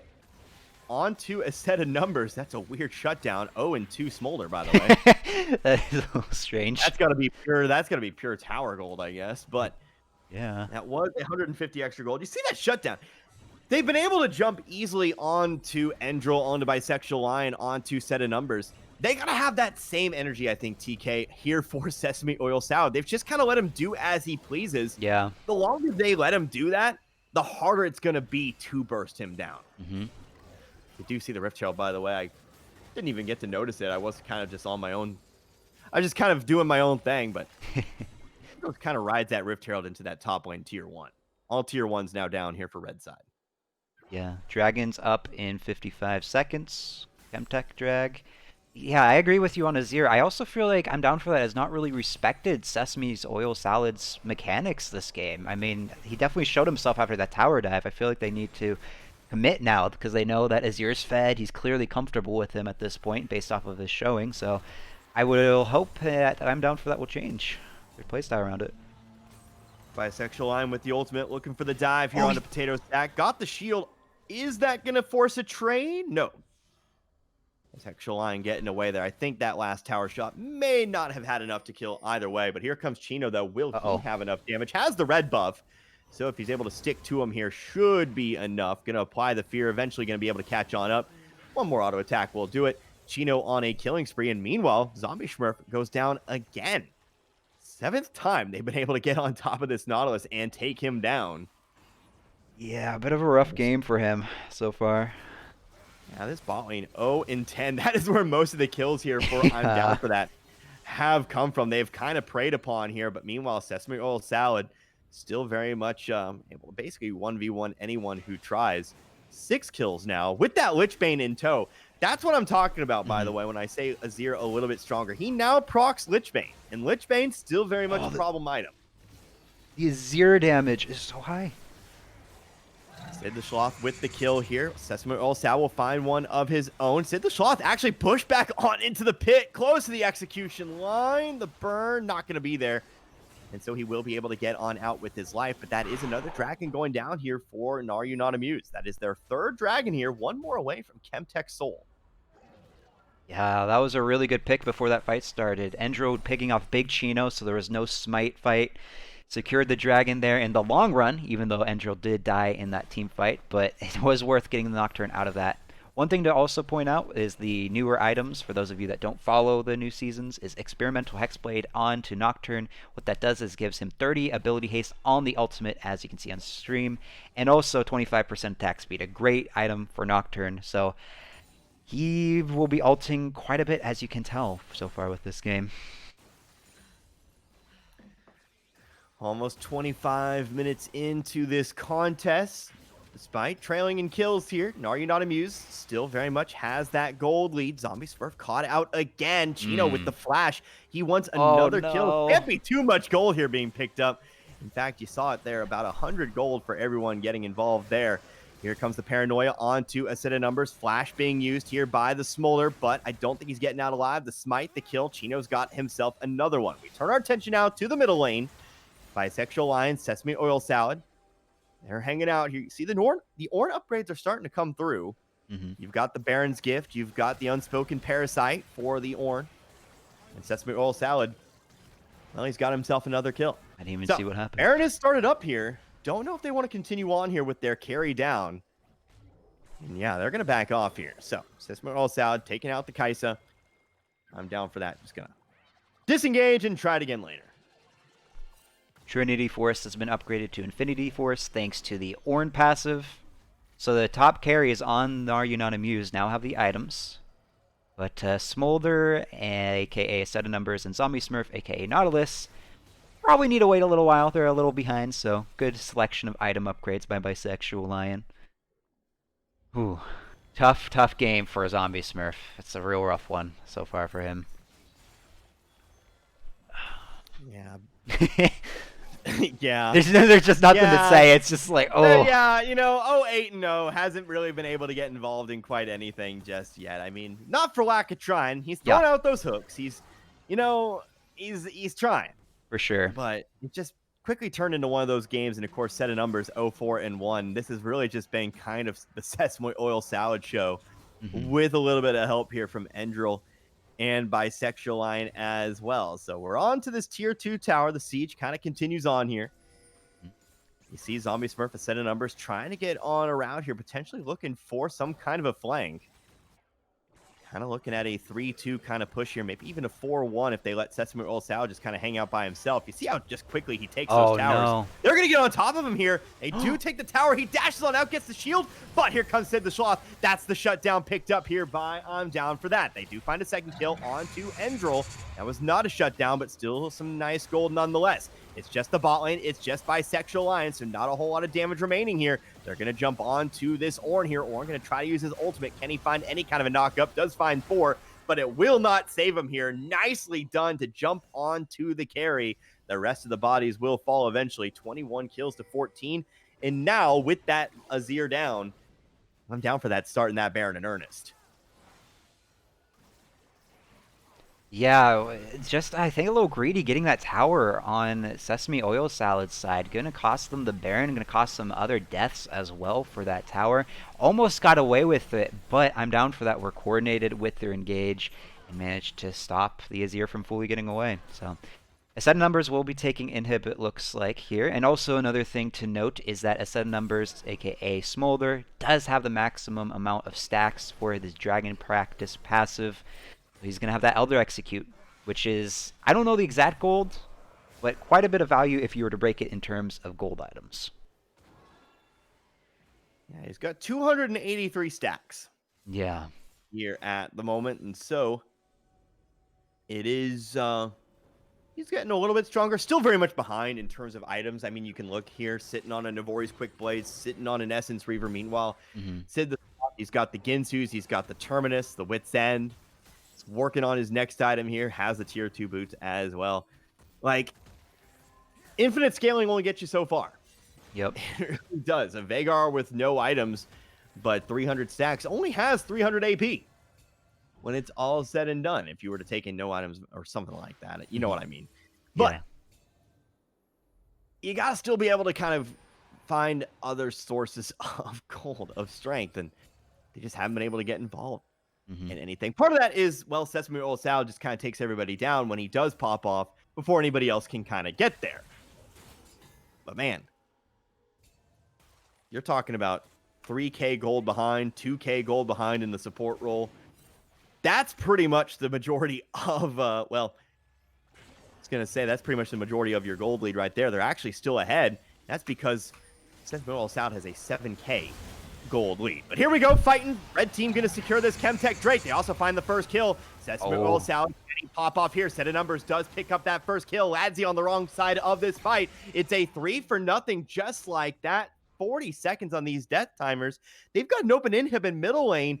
It might be up here to Zuzema and Sid the Sloth to just try to keep this game alive. They've got to get on back here. You see currently just content to keep farming this jungle. They've got to start those backs now. They do have the Baron, so those empowered recalls will get him back there a little bit quick, although Sid the Sloth, I think he's waited too long. He has to try to get back to the tower now. Endril there to cut him off with the ultimate. Does find the kill. I don't think they were productive enough in getting back to the base. That means for the next 10 seconds, it is just going to be Zuzema. He will have 3 members of the squad joining him momentarily. They're on to the first Nexus tower here. You see those Void Grubs. Oh. Means they're able to take them much, much quicker than they normally would. Both Nexus towers gone. It does turn into a 4-on-5. You see Endro, he is quite low. And so is Potato Sack. This turns it into a 4-on-4. You still have 20 seconds here on Sid the Sloth. Again, your strongest member. I'm down for that. A kill onto Chino. It's just Ladzi. It's just Suzema. The Nexus is again open. Red team gonna burst it down. Nar, you're not amused. They're gonna take a 2-0 series lead just like that in 30 minutes. Whew. I just think the Zero popped off so hard. Everyone on Are You Not Amused played well. The bot lane for staying tilt proof. Oh my goodness. I feel like I'm flaming them the entire game, but man, tough game for Are You Not Amused bot lane. So shout out to them for being tilt proof and still trying to be proactive and make plays. The top. Yeah, I mean, ultimately, when it's all said and done, you know, Sesame Oil Salad was able to get a big, big lead. And, you know, part of the whole back and forth nature of this, I think, was just because they weren't team fighting. He was just kind of doing his own thing on the side lanes here. Set a number, Zombie Smurf were kind of just left to their own devices. And so you didn't really get to see the full power of a full build Azir, pretty much full build, was sitting on 5 items there at the end of that game. But once they finally got that damage, once they finally got that team fight, we got to see it in all of its glory. And yeah, it was pretty much just the carry from there. So if you want a definition of a good old, I won't say 1-on-9, but a 1v5, I would say that was pretty much it there. The Azir got way too far ahead for blue team. I'm down for that to do anything about it. So tell you what we're going to do. Unless you want to keep it here, I got to take a quick break myself. So we'll Go set up for this it. next lobby. Go for it. I'll entertain the I will stream. be right on back. Do send me an invite though. Yeah, I'll do that first actually before you take your quick break. There you go. You should have received it.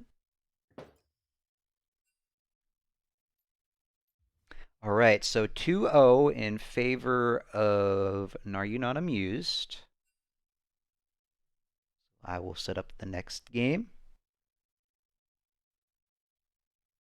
Zombie Smurf.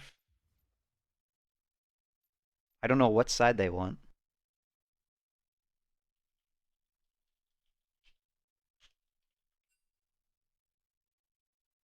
Did I not invite? I didn't invite the rest of them.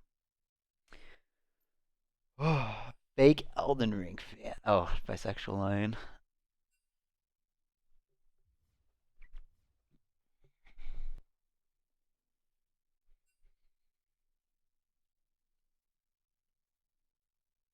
Okay, so who's missing? Sid the Sloth. Here.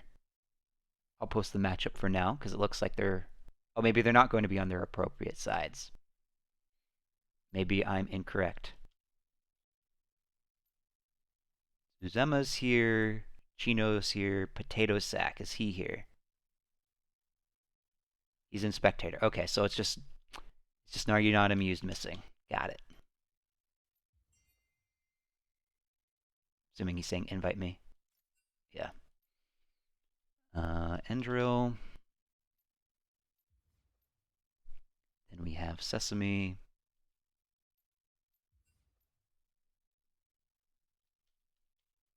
Now everyone's invited. I'm down for that. Has decided that they want blue side this time. So they keep switching sides. Actually, wait a minute. Am I wrong? I might be wrong. Nope, they decided to keep the same side as last game.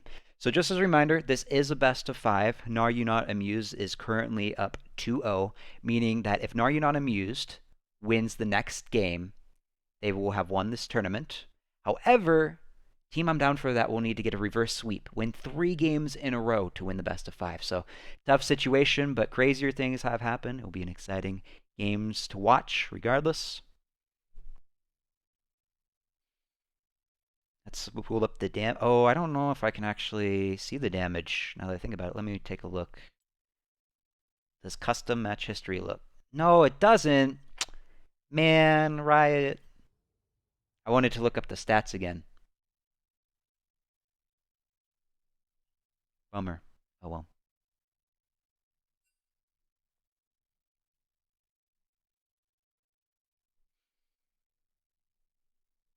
Pretty fast games, though. Just a bloody mess, these games. By bloody mess, I mean just constant fighting the entire time. Oops. Messing up some stream stuff. That's not what you're supposed to see. There we go. Okay. I think that's... Yeah, this is what I want to be showing. Sweet.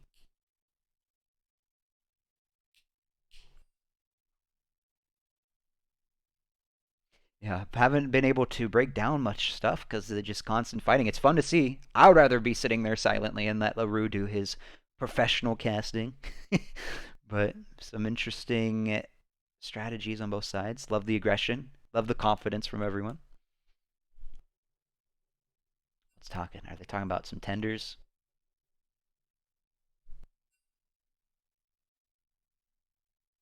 We about to reverse sweep, so that's who's gonna have to wait. Whoa. Okay, that explains a lot why Zombie Smurf went 0-8 that game. He was clearly eating himself, and he felt bad for the opposing team, so he was feeding the enemy team too. It makes sense.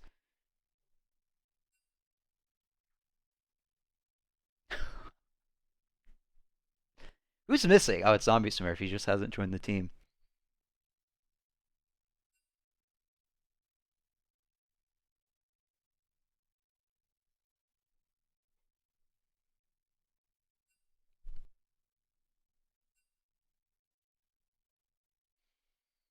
Hmm.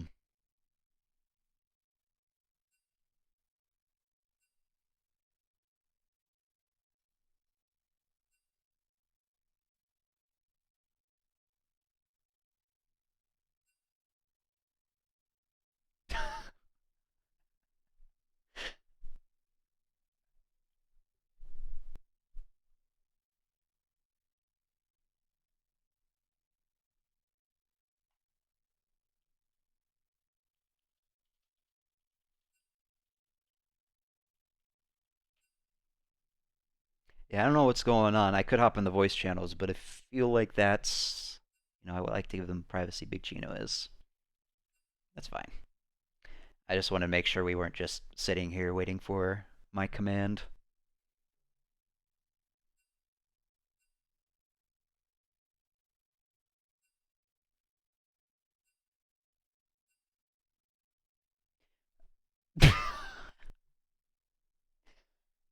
What is this chat?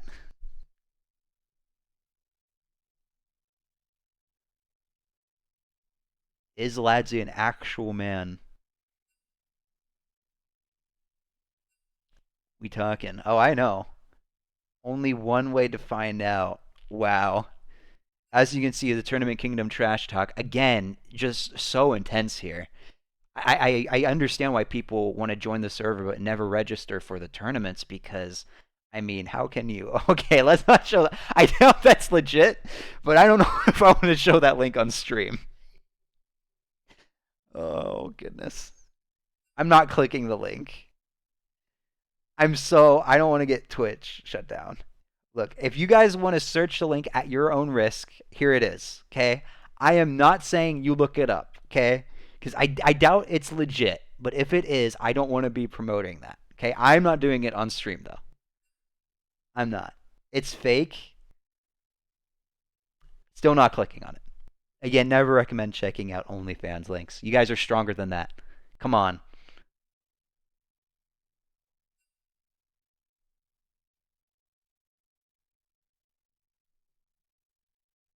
Can confirm it's fake. Okay, thank you. Imagine if it wasn't, though. And I just promoted that. Oh, disaster. One of these days, that's bound to happen. One of these days.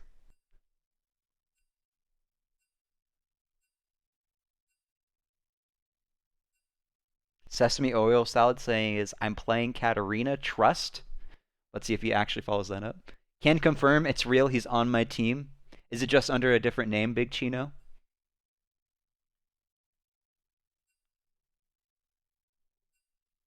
Then drop the real link. Dang. That's not me saying it. Someone typed in chat. Drop the real link.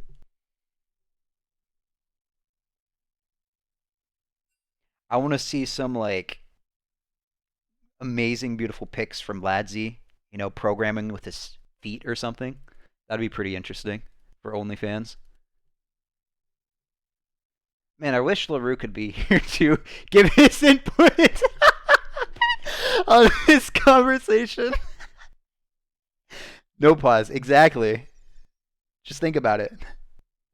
There's so much you could do. Oh, LaRue's back. LaRue, please save me. I heard him drop like a pencil or something. I'm always here. That's my secret. Did you hear about the conversation about what Ladsy should do? Nope. Excellent. So Anyway, let's get on in here. We got another draft coming up here. yeah, So, again, it is a 2-0 lead. Bernard, you're not amused. Bernard, you're not amused. Not going to swap sides this time. We're just going to stick with it. Although I do think, did we have a lane swap? Is Ladsy going to be going AD carry this time around? Or is that just... I just think they switched the pick order. I doubt they would swap roles. Who knows? We That will is certainly- allowed based off of the We'll rule book. find out. Yeah, we'll find out here in just a moment. Rengar Nautilus banned out here by I'm down for that. Meanwhile, Nari not amused. Going to be banning the same champs they've banned pretty much this entire time here. The Aurelia, the Lilia. We'll see if they pick up maybe a Kaisa ban or something like that, or if they just continue to opt into that same third ban here. Notably, Maokai not gone just yet here. So Maokai, very, very, very, very, very strong pick here at the moment. Smolder. Yeah, we're gonna get a Smolder ban. So Maokai is open. Now, do they pick it? I don't know. This is more casual than kind of pro play. Now, if this is pro play, obviously that thing's being picked first pick. But it is not. And so we will certainly see. But I know Maokai's eaten a couple bans here in this best of 5 series. We'll see the Nunu come through first, presumably here for Big Chino. I have not seen a Nunu in ages. A set of numbers taking the Kog'Maw, that is a big comfort pick for him. I believe he has over 1 million mastery points for that champion. So that, I'm sure Numbers is very happy playing Kog'Maw instead of Smolder now. Yeah, I mean, the Kog'Maw has been banned, I think, the first couple games as well. So left open this time, going to be locked in. And it's going to be paired up with the potentially Lee Sin here for Endril. Yeah, there we go. So a little bit of playmaking potential here for our very, very, very active jungler here. Xin Zhao, Viego, Lee Sin. They all want to go on in. We see the Samira picked up for, I believe, either Sid the Schloth or Ladsy, depending on who's going bot lane this time round. What are they going to pair it up with support-wise here? It would be a blind support pick. Pretty much picking blind here with a jungler already picked up first lock. It's going to be Mordekaiser for one of our 2 lanes here. Still could be mid, most likely going top for Zuzema. But Mordekaiser out this time. Yeah, I'm down for that. Decided after that loss to take blue side because the losers get side selection. I'm very curious as to why they prioritize the Nunu and Willem for first pick. Because that's part of the draft as first pick, but I haven't seen someone play Nunu and Willem in one of these tournaments in a very long time. So yeah, I mean, at the end of the day, Nunu is a champion that can gank for sure, pretty darn well. Can set up ganks from a long way away, and by the time he's picked up max speed, there's not a whole lot you can do about it. But Nunu also provides you with lots of great team fighting potential, lots of healing. It's a good pickup, I think, here. Now, I'm not quite sure if I agree with it being first pick here, but we will certainly see. I definitely see what it brings to the table, though. We do have Volibear picked up, by the way. That'll most likely be heading up for topside and Bisexual Lion here. So we will see. We got the Azir band out. We're going to see a third new champion potentially here from, excuse me. Are you not amused? Yes. I'm down for that. All good. Are you not amused? We'll be picking a third new mid lane champion here, but we'll have the Maokai band away. We will have the Rakan band away. So one more band to be had here. Most likely going to be either a mid laner or a support. Well, how about one that occupies both those roles? It is going to be Morgana, who is the final ban here. So we know we're looking for mid lane and support here for Nar You Not Amused. Looks like it is going to be the return here to Leona, not for Ladzy, but also for the for Nar You Not Amused. Zombie Smurf. Can be him. Yeah, Zombie Smurf again, who has played Nautilus the first 2 games. Gonna keep the same kind of energy here, still that go, go, go kind of support. It's gonna be the Trundle pick Mm. up for Zuzema. He's gonna return back to that Trundle. Remember, was kind of a menace in the early game of that first game, which leaves us with, I believe, a mid lane. No, hold on. Hold on. Might be a top lane. That might be Trundle jungle. That might also be Mordekaiser mid. Hold on. It could be Trundle support. Let's see the last pick. We'll get some clarity with this final pick, which is going to be Nefiri. Okay. So I believe that means it is going to be Trundle support. This is my guess. Mhm. Trundle support, Nefiri mid, Ooh. Mordekaiser top, and Nunu jungle. I think that's what you're looking at here. And of course, meanwhile, got one more pickup here for No, You're You're Not Not Amused. Amused. LeBlanc is the hover, and LeBlanc is the pick. So, got a couple assassins here in the mid lane this time round. Although, trade around here, is it the Mordekaiser support?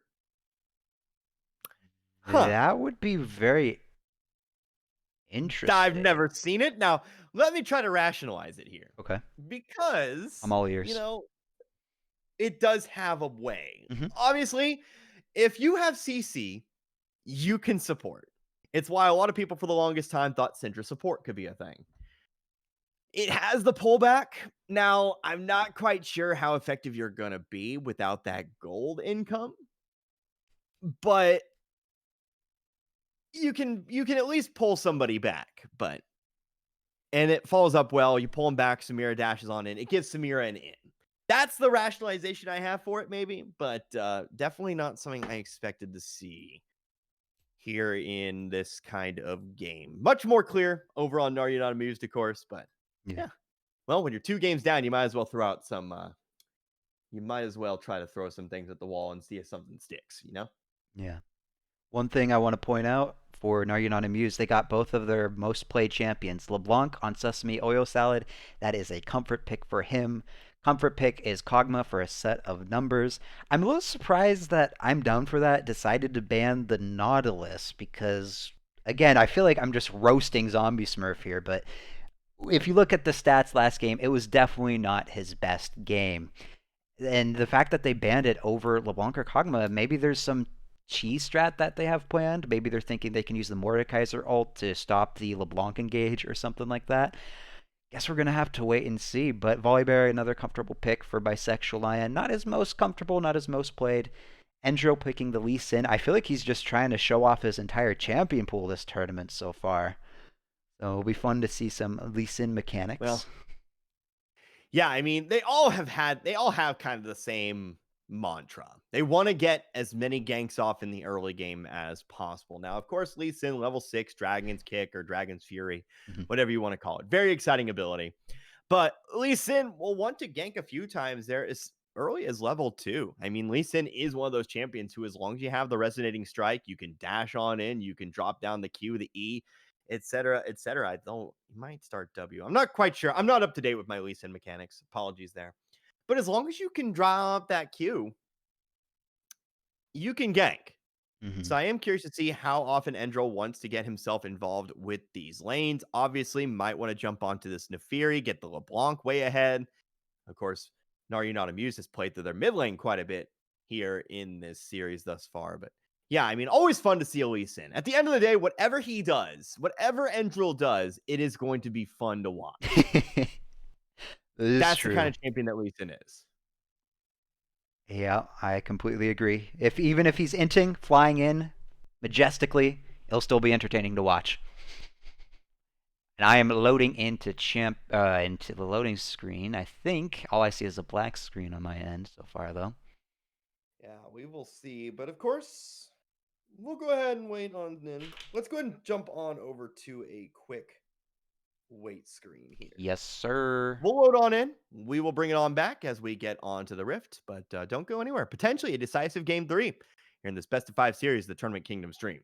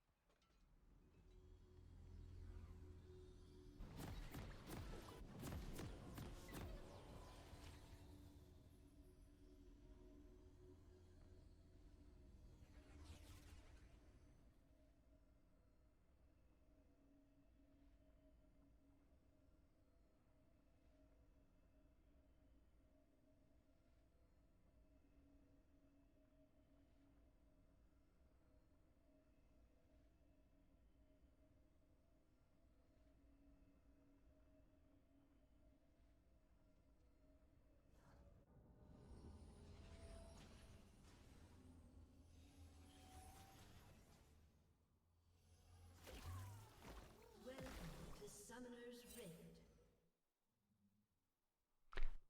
And here we are back at game 3. Again, Are You Not Amused has a 2-0 lead against I'm Down for That. And looks like another standard start, nothing too crazy. Endril is currently searching on the base plate. Okay, he's back. Maybe he lost connection or something. But standard starts. What are your thoughts so far? Oh, wait. I'm sorry. I'm interrupting. It's Nunu support. That That changes a makes lot. marginally more sense.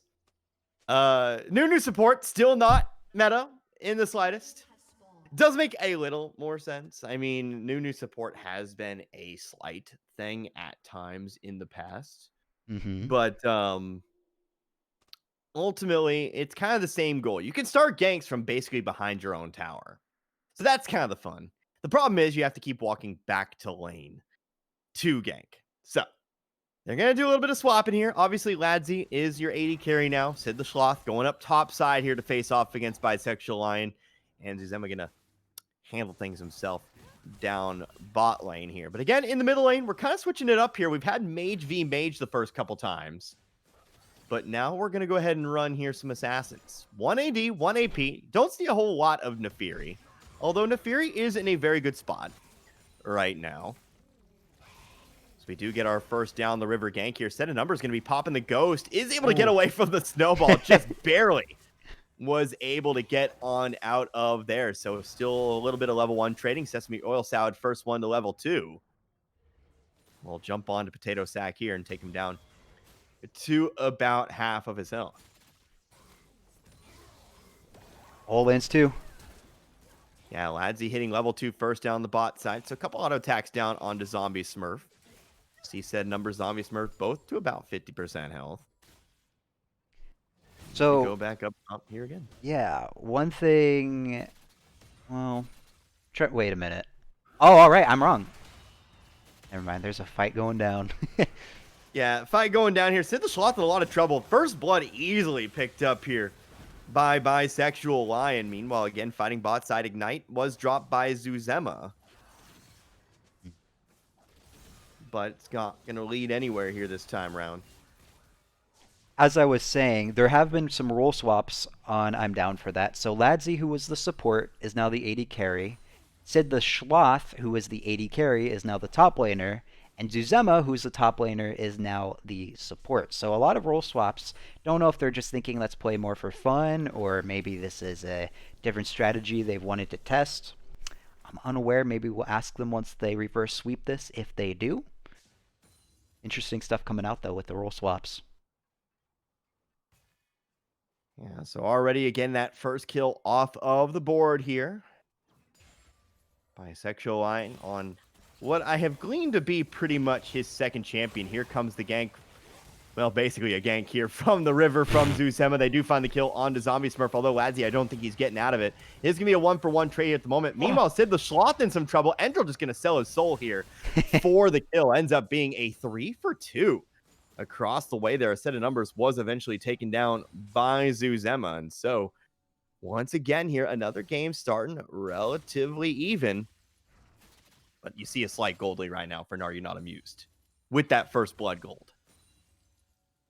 Yes, sir. And the first Drake of the game will spawn in 43 seconds. It will be an Infernal Drake. You see Trundle roaming around, maybe trying to get vision. Got the scuttle. Uh-oh. Yeah, set of numbers caught out here by Chino. He's going to be walking forward. I don't think he was ready to actually run into this Trundle here.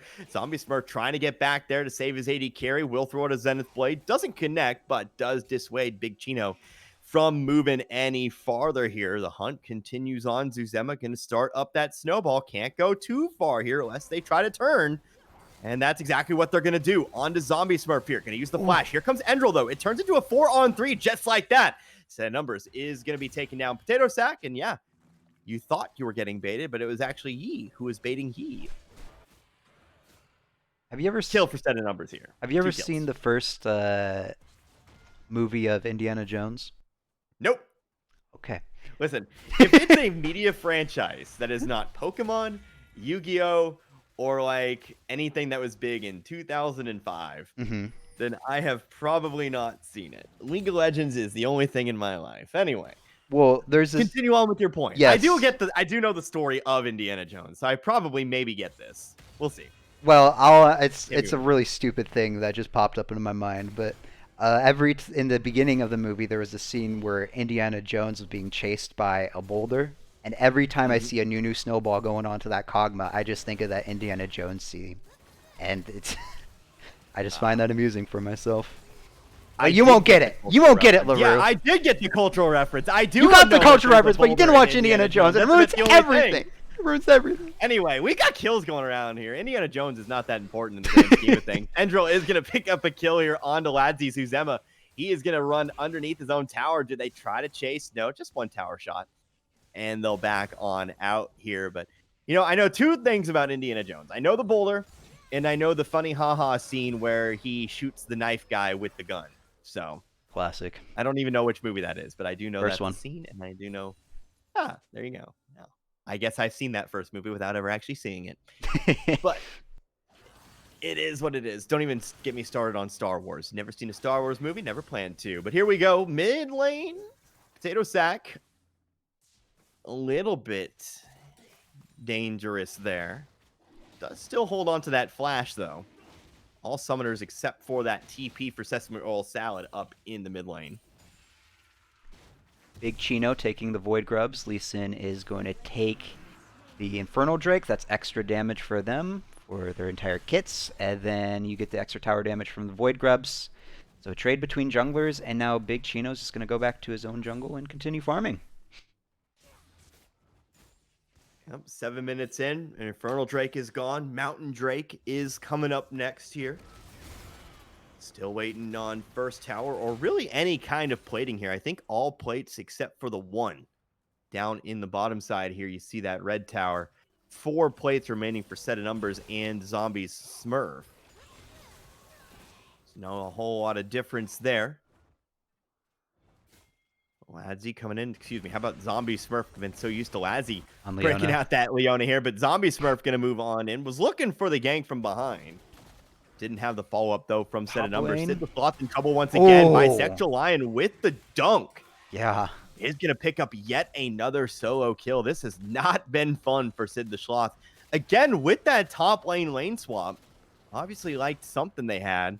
It hasn't worked out for him. They've just made Bisexual Lion a very angry bear up there. Yeah, this is Bisexual Lion's best game so far in this series. I don't think he's been ganked once as well, so that's beneficial for him considering the first game, how rough that was gank-wise. Another brewing situation here. Look at the CS difference over in the middle lane here. Ooh. Almost doubling up right now is Sesame Oil Salad. 35 CS difference right now. That is a 800 gold lead without any kind of a kill. Here we go, though. Bottom lane. You see Ladzi is level 6. He's going to get that fully stacked ultimate. He's going to proc it. Does find the kill on to Zombie Smurf. Set of numbers flashing forward, trying to get the kill on back, but he's just not going to be able to. So, I don't think kill here for Ladzi. I don't think he had mana to cast another R cast. The Kog'Maw, he's too low Some mana. Numbers and some trouble. now The he's nice dead. curve around the wall. Yeah, Big Chino on the way. Potato Sack also coming through as well, Passive. but he's not going to get there in time. Oh no. The passive Ladzi, yeah, just nothing you can do there. already had used the heal to get away from set of numbers the first time round, so just has to accept his fate and give a little bit of gold here to Kog'Maw. Ooh, nice dodge by Andrel, Schlaf. resonating strike. Yeah, not going to connect. Still has the ultimate, though, so still trying to get behind. Won't be able to. Here comes Potato Sack, though. Exhaust. Excuse me. How about Ignite is dropped onto Sesame Oil Salad. Almost picked up the kill there. Meanwhile, the 2-on-1 continues up in the top side.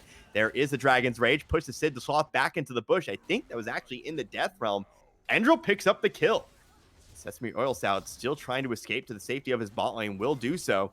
Zombie Smurf there with the follow-up stun. Set of numbers. Does he get there? Do they catch up? Don't think they'll be able to. Ooh. No, with the flash forward, they certainly will. Actually, they'll get the flash out of Big Chino there as well. They'll just trade flash for flash. Yeah, definitely worth for support flash over jungle flash. So that was a good call by Zombie Smurf there. Very disappointing for I'm down for that, not getting that LeBlanc. That gold would have been good considering how far ahead Sesame Oil Salad on that LeBlanc is. But it's what it is. Move on. Endrel's playing quite well as well. 3-1-1. And he's managed to kill the Mordekaiser in his own ultimate. Mordekaiser just having a rough game. Has more than half of the deaths on his team right now. Kind of, it feels like a bit of a switch with the Nautilus, you know? Last game. Dragon's in 120 as well. And the Void Grubs is in, I believe, 12 seconds. Zuzema. Look at that. Yeah. Zuzema making this Nautilus, or excuse me, how about making this Nunu support look downright good there. Is that time the full absolute zero just going to give Ladsy enough time to walk through tower and secure the kill. Although there comes a TP from Sesame Oil Salad. Might not be done yet. Is able to find the kills. Ooh, that's the ultimate there for Ladsy. Dashes on through the LeBlanc. I don't think he gets away. Yeah, one more W to the back. Makes it a double. But still, Ladsy, 6 kills on this Samira. The 4 deaths, we'll worry about that later. Samira getting very, very strong here. Already has the Collector, has the BF Sword. Yeah, is a full 1,000 gold ahead. 2,000. Anybody else? Oh, sorry. No, we're talking about bisexual line up there. 2,000 gold ahead of his, a set of numbers, yes. But is a full 1,000 gold ahead of this 3-2 Volibear, who might now be 4-0. Yeah, he certainly is. Well, make it 700 gold richer in the end there. So 12 kills to 8, but you got some definite carries brewing here on both sides. But yeah, they got to find an answer here for this 4 bisexual lineup here. Can't just let him get kills on repeat. Oh, he crashed in the wall. Crash into a wall. It's not going to matter. Ladsy with the kill. Dashes on through Zombie Smurf. Yeah, we'll make it another double here. Now 8 kills on this Samira. Meanwhile, Sid the Sloth, he's not backing down. He may be 3 levels down, but he's still going to use that Death Realm. All this will turn into a battle. Shields have been dropped here, I think. Sid the Sloth's in a good spot. No, look at that healing from bisexual line. Although Chino will come down the lane. We don't get a definitive winner here in this one. Chino in trouble. Here comes Endrel now. Do they get bisexual lion? No, not just yet. Big heal. And I think Sid the Sloth is going to be dead to rights. He is. Here comes Potato Sack. He wants to try to take down bisexual line. He will finally find it. He picks up the big shutdown. Does he make it a double? No, he won't. Endrel still picks up a double. Long, bloody fight, but they do finally get that shutdown, but not before pretty much exhausting all of their resources. Down bot side here, Ladsy again gonna find himself another kill. Makes it another double. Meanwhile, Potato Sack kills Endrel. Here comes Sesame Oil Salad. Misses the chains. He'll jump on back. And that is the end of that. Everybody dies, but eventually, well, you see Ladsy now with 10 freaking kills in just 13 minutes. Yeah. Who's stronger? 10-0 Samira or 10-4 Samira? Or potentially 2-0 LeBlanc. Guess we're going to find out. But I will say Ladsy had a nice play there. He healed right as the LeBlanc got in. Otherwise, that might have been the game over. If LeBlanc got that kill onto Ladsy, Ladsy would have set himself further behind while sending LeBlanc ahead. So that heal was very clutch by Ladsy there, and probably also helped save his ally as well. And now we have Dragon up, the second Dragon of the game, Mountains Drake. See how people play around that. And looks like they're grouping for Dragon on him, down for that. All 4 bottom side. Right now, rotating first, it would appear. LeBlanc staying mid to farm that. That tower's so low top lane. It's so very, very low. It should go down here Uh-oh. in short order. Woo! Nunu gonna miss the snowball. Saw all kinds of damage coming through there from that LeBlanc. Save the numbers. He's got some time to free fire here. Sesame Oil Salad jumps on through. Endril, though, scumbag that he is, takes it with the resonating strike. Yeah. Didn't even need to sock the second Q. The first one was enough. That's not even the execute one. Mm-hmm. But is still going to pick up yet another kill. We got a 3-on-1 coming up here. Make it a 2-on-1. Bisexual Lion, his 6th kill of the game. Does he stand up to Ladzy? Nah, that's pretty much the only one he can't stand up against. It's another kill here for this Samira. Now 11-4. Dragon was taken, by the way. The Mountain Drake. You got your favorite Drake last time. How about mine? We're going to pop up in this Hex Tech There we go. map here. So the gates are open. Mm-hmm. We got a few more angles for people to move around this map. So a little bit more strategy. What do you do here? Of course, assassins, they can get behind. They can get to lane quicker. Lots of uses. Zema with the snowball through the lane here. This is shaping up to be another tower dive. The ultimate used by Potato Sack. Ultimate used by Zombie Smurf. Not going to get anything out of it, though. At least not just yet. Resonating Strike only hits one of the Gadagos down there. Here comes Ladzy. It's going to turn into a 3-on-3. Now Zuzema coming down the lane. TP being used by Sesame Oil Salad. But, no, you're not amused. Already backing off here. Mm-hmm. Both flashes down on the 80 carry of the I'm down for that Ladzy, and then flash down on Zombie Smurf. It's full AP Nunu, so he's going to chunk these guys a little bit. He's very squishy himself, so he needs to be very cautious here with that amount of health. This tower should fall here without much resistance. Going to be the second tower taken here by Nar, you not amused. Meanwhile, though, it is going to be a trade as the Rift Herald is secured by Big Chino. Most likely just going to immediately drop it up top side here for some kind of response. As they'll, well, at least trade that top side tower for themselves. Both sides losing to tier 1. Here, with that, Demolish should go down here. Yeah, they've definitely got it. With the Void Grubs, I keep forgetting about the Void Grubs. Yeah, I mean, it's season 14. We got some things to learn. Now Mordekaiser going to take a ride here into this second tower. Oh, he smited it! Yeah, he did Last not second. get all the way in. Yeah, the smite. Okay, well, that's how that works. That was clutch by Endril. So not able to crash into that second tower here. Bisexual Lion using the collapse tower to avoid the snowball. Going to use his ultimate here. Does find the kill onto the Nefiri. Here comes Sesame Oil Salad from the wings. Not able to pick up the kill onto Zema. A flash gets away from the chain proc. As now Zombie Smurf and the set of numbers go free firing here on this Mordekaiser. Sid the Sloth flashing forward. It's not going to save him. Meanwhile, Endril gets behind and takes down Big Chino here. So the kills starting to fall in short order here. Now up to 35 kills in 17 minutes. I mean, yeah, you have definitely some... Definitely have some more volatile comps this time around. Obviously, the Samira and the LeBlanc also pretty much. Well, I keep saying LeBlanc. I really mean Volibear and Lee Sin. If you're going off pure kill participation. But yeah, we're just constantly going at it here, including Zuzema, who's full AP, by the way. He can very much find that 1v1 against set of numbers. Ladzy gets himself the ultimate, but it's not going to save him here, perhaps. Yep, that's the shutdown picked up by Sesame Oil Salad. And they will clear out these minions and perhaps think about starting on these tier 2s. Already almost have the one in the mid lane. Top and bottom for blue side for I'm down for that. Still relatively healthy, but these towers starting to see a little bit more focus on them. Yes, sir. And the Lee Sin has been quietly carrying this game, I feel like. I feel like we barely talked about Endril at all, but he's 7 kills. The Zombie Smurf goes in.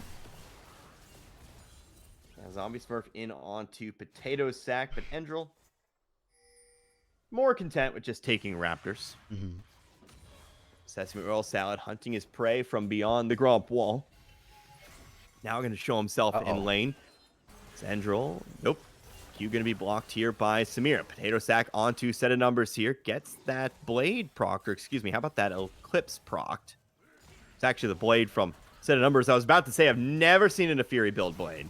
But guess that doesn't really matter here. Set of numbers does take down Big Chino. Endril in some trouble. Absolute Zero going to be canceled quite quickly here. The Ladzy, he's got another ultimate. Here comes Bisexual Lion with the dunk. Going to be taking down Ladzy. I think that was a shutdown, but it is going to be a 3 for 1. Are you not amused getting the better of that one? Here comes Sid the Sloth trying to pull Endril on back, but he has a ward. Able to hop on out. Gonna eat some chains here. Do they take him down? I think they do. Yeah, the second proc of the chains. Sid the Sloth TP's in just to die that time. Things are quickly once again turned over to Are You Not Amused here. Trying to go for that 3-0 series sweep. Dragon's up in 4 seconds. Okay, what do you think you would do if you were in I'm Down for That shoes to come back at this point? Any thoughts? I mean, the easiest way to say is, well, don't get caught out. But at this point, it's kind of hard to get not caught out. Mm-hmm. I mean, you have a lot of mobility here for Are You Not Amused. I mean, they have several ways to get on top of you between Lee Sin's Q, between LeBlanc and all of her mobility. Bisexual Lion's got a lot of mobility on that Volibear. We've seen him get into fights basically by just kind of using that ultimate on in. Zenith Blade. They have so many ways to engage. So it's really just not as simple as don't get engaged upon forehead. It's more or less just, you got to hope that Are You Not Amused makes some kind of mistake here. That wasn't a mistake. Yeah, I was hoping that they wouldn't. I'd be like this example? That wasn't the mistake Yeah. that they were necessarily looking for here. But yeah, I mean, things have kind of just turned tits up here. Mm-hmm. If you are, I'm down for that. You got to hope to sneak a Baron somewhere. You got to hope to just pick up some shutdowns. I mean, if you're able to at least pick up a kill on a Sesame Oil Salad, say a team fight, maybe you lose 3, but you also pick up the kill on the Sesame Oil Salad. That's the thing you got to look for here. You got to find gold wherever it is available and just try to even this thing on out. It's still only a 6k gold lead, so not all is lost. Although, here we go again. Zuzema picks up the kill on the Zombie Smurf. Tower is going to fall. Set of numbers still fighting here. Flashed away from the snowball. Good flash, although he ends up on the backside of this. Actually finds the kill. The burn will take him down. The burn from that, I believe that was the Realm Spike. But either way, is able to at least get the kill on the lads here. Bisexual Lion, the 2v1. He's one of the ones with a shutdown here. Ooh. Still not going down, though. Able to take a bite out of Crime and that Mordekaiser. But does Potato Sack get on in? He does. You saw it there. 800 gold to your Nefiri just like that. That is the goal. Mm-hmm. Now you got to take down this LeBlanc. Now you got to take down this Lee Sin. You also have bonuses for towers as well. So you got to make some desperation plays here at this point. But if you do, you can find your way back in. There you go. Just like that. That's your AP Nunu. Support doesn't matter at this point. You just need anybody to get the gold, and they do. So that Nunu, yeah, I mean, he's actually richer than the enemy AD carry. So, wow. That's the mistake you're talking about, or I'm talking about. I'm the one who's talking about it. I'm the analyst now. Yeah. But yeah. And it's just good set of plays there for I'm down for that. It's just funny because right after Zuzema got that kill on LeBlanc, he types LOL, we win those. I don't know if you have chat on, but you just instantly type that. Yeah, man, that was huge. Endril now in some trouble. That's your 3rd shutdown. That's picked up by Samira. So 3 big shutdowns here. Gets the ultimate, but this time not able to take anyone down with it. Has a set of numbers, gets the kill. Absolute Zero finds no one. I think he was trying to get onto Sesame Roll Salad, but was able to go on back to his copy. Bisexual Lion the in heal. some trouble here once again, although he is just very, very big. Death Realm used here by Sid the Sloth. I think, you should know better than to assume. More health here for this Volibear. It's going to end. Mordekaiser finds himself amongst enemies, and he's gone just like that. So on to the Nexus Towers we go, or should I say the Inhibitor Towers we go. Snowball onto Zombies Smurf here. In this first Inhibitor should fall. Well, I believe Set of Numbers able to free fire upon it here. Yeah, there you go. Your first Inhibitor. So, step 1, pick up the shutdowns. Step 2, do it again. There you go. There's a They are shutdown. able to find the kill on the Set of Numbers. They are chasing after Zombie Smurf. Do they get to him? Sesame Oil Salad from the wings. Able to find some damage with that second proc of W. Is able to finish him off there. So, make it 6 kills now for LeBlanc. But, yeah, I mean, about all you can ask for here at this point. 12k gold on to Samira. 10k gold on your second richest member, the AP Nunu support. Didn't think that sentence would be said today. You just gotta hope that the rest of the squad can catch up, Mm-hmm. so to speak. There, your Mordekaiser, I mean, about even with the 0-7 Leona in terms of gold. That's definitely not something that's ideal. Trundle sitting at just over 7K. Nefiri not doing too bad for himself there with the 8K, but I mean, you just gotta hope that you get the rest of the squad going there. The longer this game goes, the more I think I'm down for that has a chance. But with the death timers being what they are, once you get to 60-second death timers, you win a fight, well, then you get 60 uninterrupted seconds. But yeah, it's still looking like No, You're Not Amused is going to be able to walk to this one. But there is a glimmer of hope. The tough situation for I'm down for that is that the dragon's up in 1 minute and 48 seconds. They need to fight it because that's Soul. Naryan Muse gets it. But there goes Endril. Yeah, I mean, Andril again caught out overextending. Yeah, the Hextech Soul is very, very good for Are You Not Amused and friends here. When you just look at who is who here, set of numbers just going full turret mode to take down Zuzema there. Although Ladzy comes in with that Q to the back. Passive not going to do a whole lot here. Sesame Oil Salad on the hunt. Potato Sack using the ultimate. Maybe thought that LeBlanc was going to go a little bit deeper than she ended up doing. Now she's going to go on in here with the help of this Volibear. And Chino is down. Baron is still up, by the way. It's been up for 5.5 minutes. Nobody's really placed a whole lot of emphasis on taking Baron. It's been mostly a dragon kind of focused game there. But yeah, it is up. It is ready to go. But red team, are you not amused? Ooh. More than content to just kind of hang back here for now, or at least just try to keep pushing these towers. Sesame Oil Salad looking on the side, so I might get interrupted by him. I want to point out, though, that I really like Sesame's build here as he goes in. Woo! I like his build because he actually went Storm Surge. I feel like Storm Surge is a very bad item. However, with how far ahead he is, I think it's a really good item here, and he has the Rabbit on. So how much AP does he have? I want to double check this. He has 599 AP already, plus the Storm Surge, because he's snowballing like crazy right now. So I really like his itemization so far this game. Nunu going for some wave clear, it would appear, and Endril and set of numbers already prepping the dragon preparation.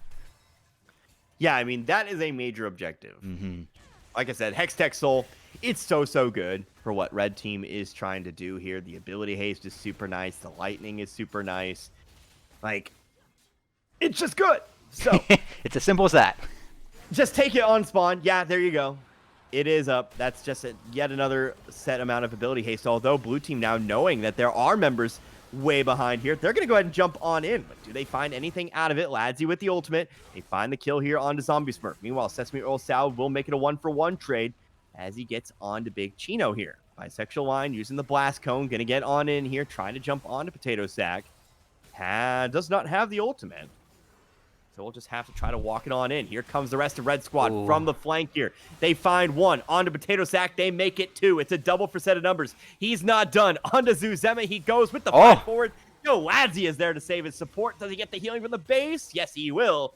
He stays alive. But meanwhile, you see Endril and Sesame Oil Salad still just pushing away elsewhere. Bisexual line taking down this inhibitor up top.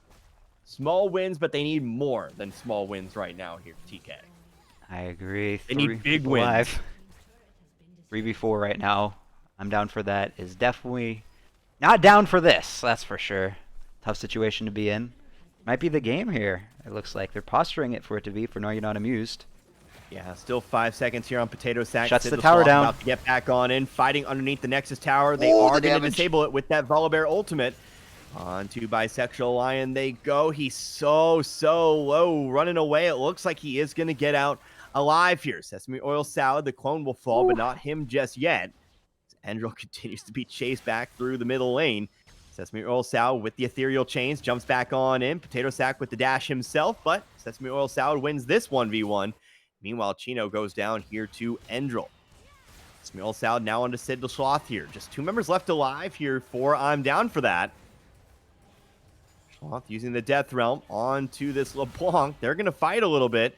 And it's going to be won again here by LeBlanc. So just Ladzy alive. Well, now Zuzema's up. TP coming in from Volibear in the mid lane. I think they're going to try and end here. Yeah, Ladzy. Ladzy is behind him here, but did he go too far? The kill is on to Endril. Oh, Meanwhile, that Suzema, damage. nice snowball onto the Kog'Maw, onto the Volibear. Here comes Ladzy in once again. Suzema, no more support from him. Can Ladzy save this game? Dashes on in with the ultimate. Here comes Oh, Sesame Roll no. Salad.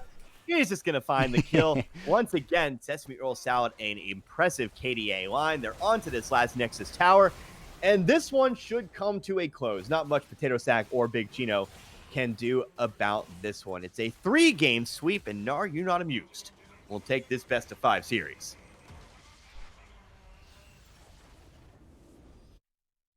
Congratulations to Are You Not Amused for winning the tournament. Special thanks to I'm Down for That for participating. I'm trying to get the stats up on screen, but my computer's being a little strange. Uno mas. There we go.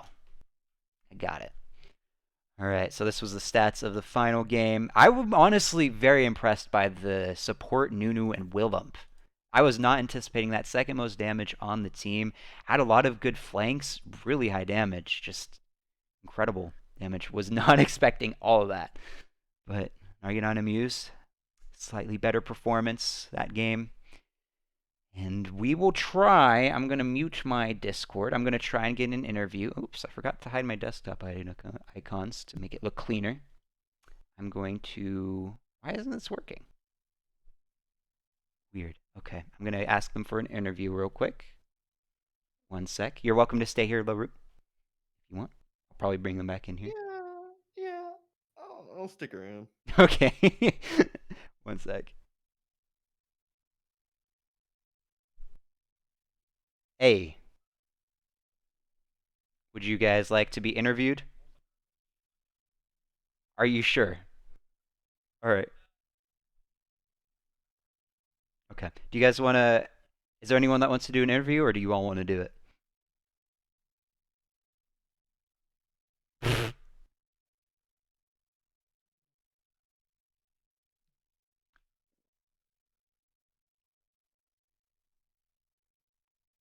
Okay. I'm moving all of you. They didn't seem too interested, but Well, we'll yeah, get them in here sometimes- anyways. No, they were interested. One of them was not interested though. Hello guys, again, you are live on stream. Everyone can hear you. So what was it Man, I like? can hear myself. You can hear I can't- yourself? You got to mute the I can't- audio. I can't speak my No, thoughts. it was a then. joke. I'm Thanks. I'm watching the stream. Okay. Oh boy. Fair enough. So, what was it like playing a best of 5? Have you guys ever experienced something like that before? Only at night. Oh no, I can't say I have. Yeah, That was, I've masturbated before. Okay. Woo! Oh wow! Shit, I'm sorry. Woo! Let's go. I appreciate the Yeah, honesty, bro. Andrew. Good for you. Doing that pregame warm up. I respect that. It was a lot of fun. Not only did we get to like strategize, but it was really interesting getting to know the opposite team because we had really put our heads together on that one. Hmm. this is Yeah. Oh absolutely yeah, for true. sure. They took me blindsided because I looked at all their op.ggs that we got linked beforehand, Hmm. and my god, I was not expecting to be playing against a master guy. Well, you held What? your own. I tried my best, man. Yeah. That first game, that was rough. Hmm. But you still managed to pull it out. Yeah. Oh yeah. Yeah. Shit. Endrill! Come on!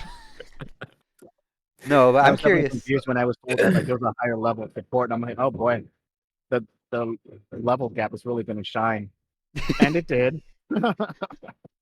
But all I did was bit. drop words, and I trusted the rest of my team, and we survived and we won. Yeah. Was there like a certain strategy you had, considering this was a best of 5 and you knew that was just more than one game? Did you guys Yeah. discuss more draft plans ahead of the games, or did you just take it one game at a time? I think the main strategy was don't die, right, guys?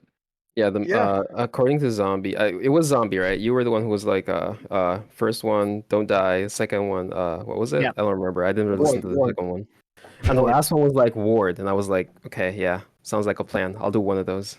Yeah, that was legit our plan. Either don't die, Just Ward. or That ward, was the for the plan. love of God, please just ward. That was the main strategy, and then we took it game by game. Especially when they, focus banned me in the Nautilus. That's where it really hurt the ego. Oh Mm. yeah, you're the one who got focus banned there, eh? Yeah. Bisexual Lion, what are your thoughts on the bans? I thought they were pretty fair, to be honest with you. They were all the first game I was able to play Rengar, which I was ecstatic about, and then it kind of got pushed in my face very hard, Ooh. especially against that Trundle. But you know what? We were able to get through it, power through it, and get us a few more wins. Mm. Very nice. I'm curious because you can correct me if I'm wrong, but was previously the other junglers, RR Waifus and Isaiah Rabbit, were they the shot callers, or am I incorrect about that?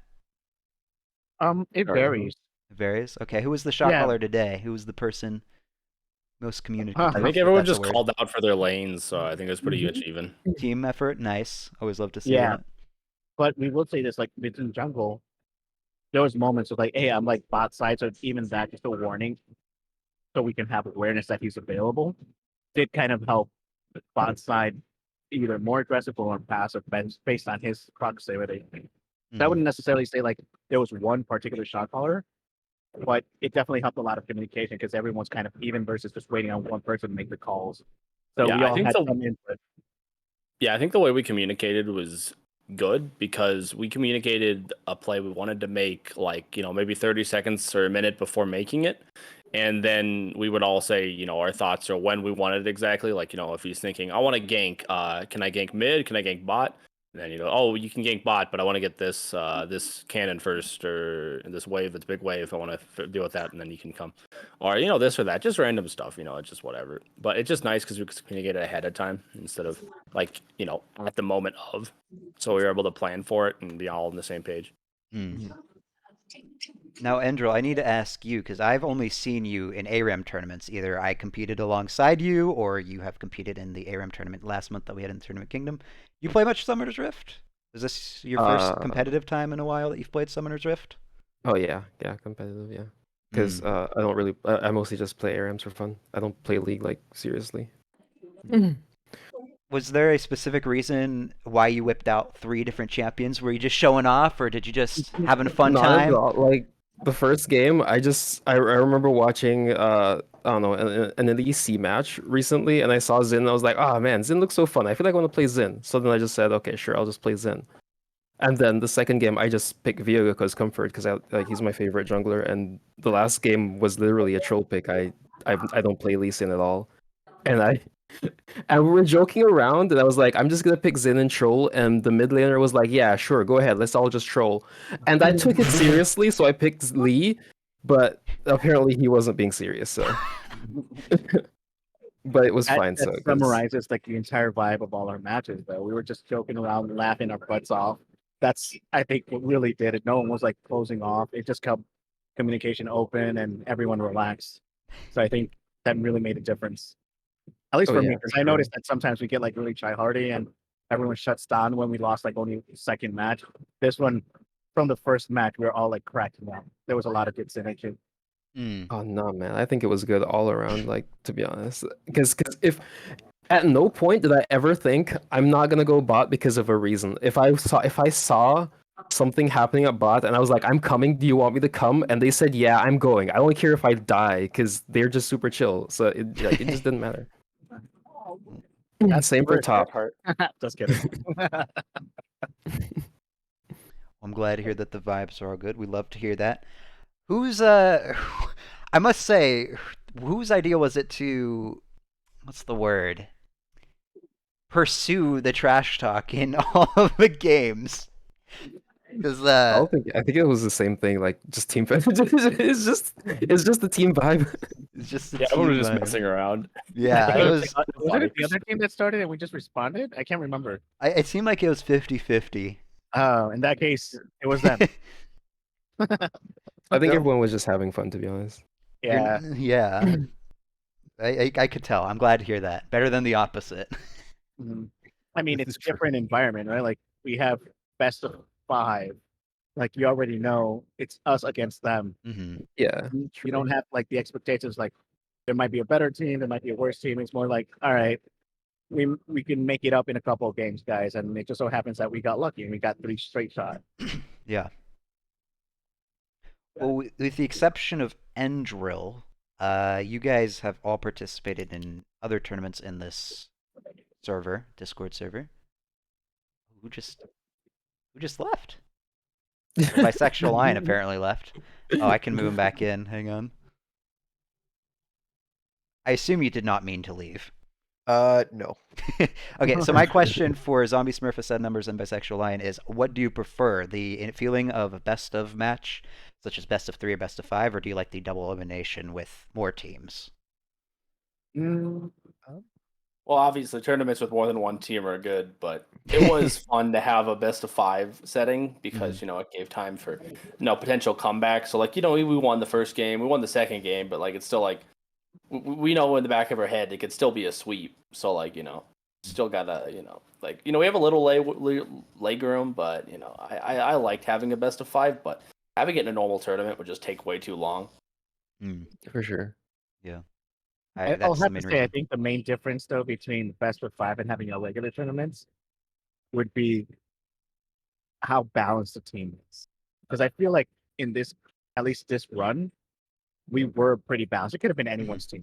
It just so happened that we got lucky on some of those shot calls and we plowed through. But on it definitely could have been anyone's team. So I think that helps kind of like ease that tension of like, oh, we're gonna get stomped and like demoralized versus like, oh, like we played a game, it was fun. Like, let's make sure we're having fun, but at the same time, be alert because they could, spring one up on you pretty much.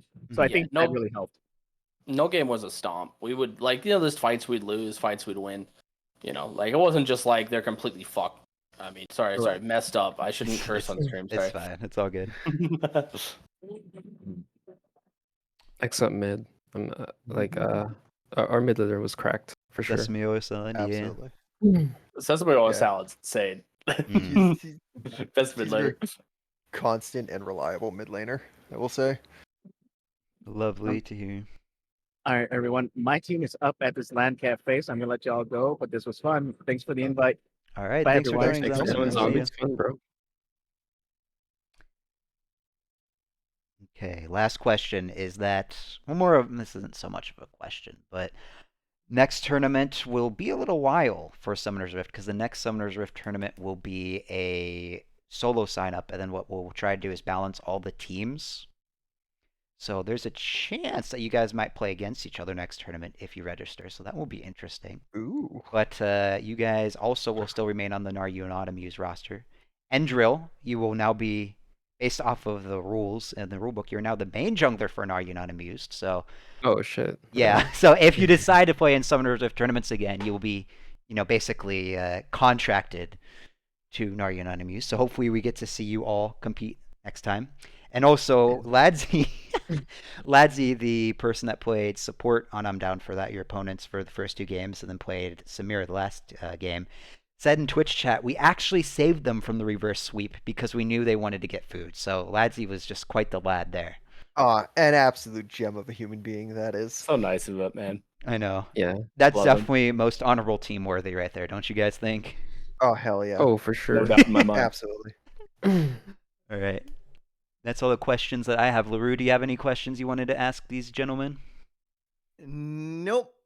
Okay, fair enough. Anything you guys that's safe for work, not Ladsy's OnlyFans? Anything you Oh guys my wanna... god, how did you know that's what I was gonna say? I just had a feeling. My gut was telling me, and I don't blame you. It's good quality content. But is there anything you guys want to shout out that's safe for work of yours or a friend or something? No, I think I'm good. Yeah, shout out to the Tournament King for being an absolute gem of a human being for hosting these little Fun. tournaments Agreed. and being so professional about what it is he's doing and how he's doing it. Well, True. thank you very much. As always, I appreciate you all.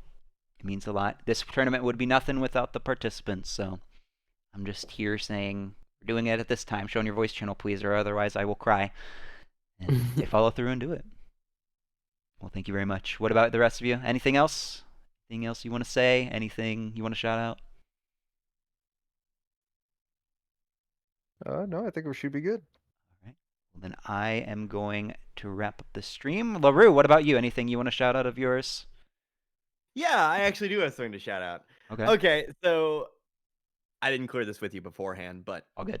Go for it. it is what it is. But if you are into, I know TK, he's got the market cornered on one-off tournaments, but if you are looking for a new amateur league, I have been gifted a brand new server. And by brand new, I mean it's a 3-year-old server. So the Southern Hospitality League, if you are interested, I'm here in this TK. I'm in the Tournament Kingdom server. Just shoot me a DM. I can get you an invite to this league.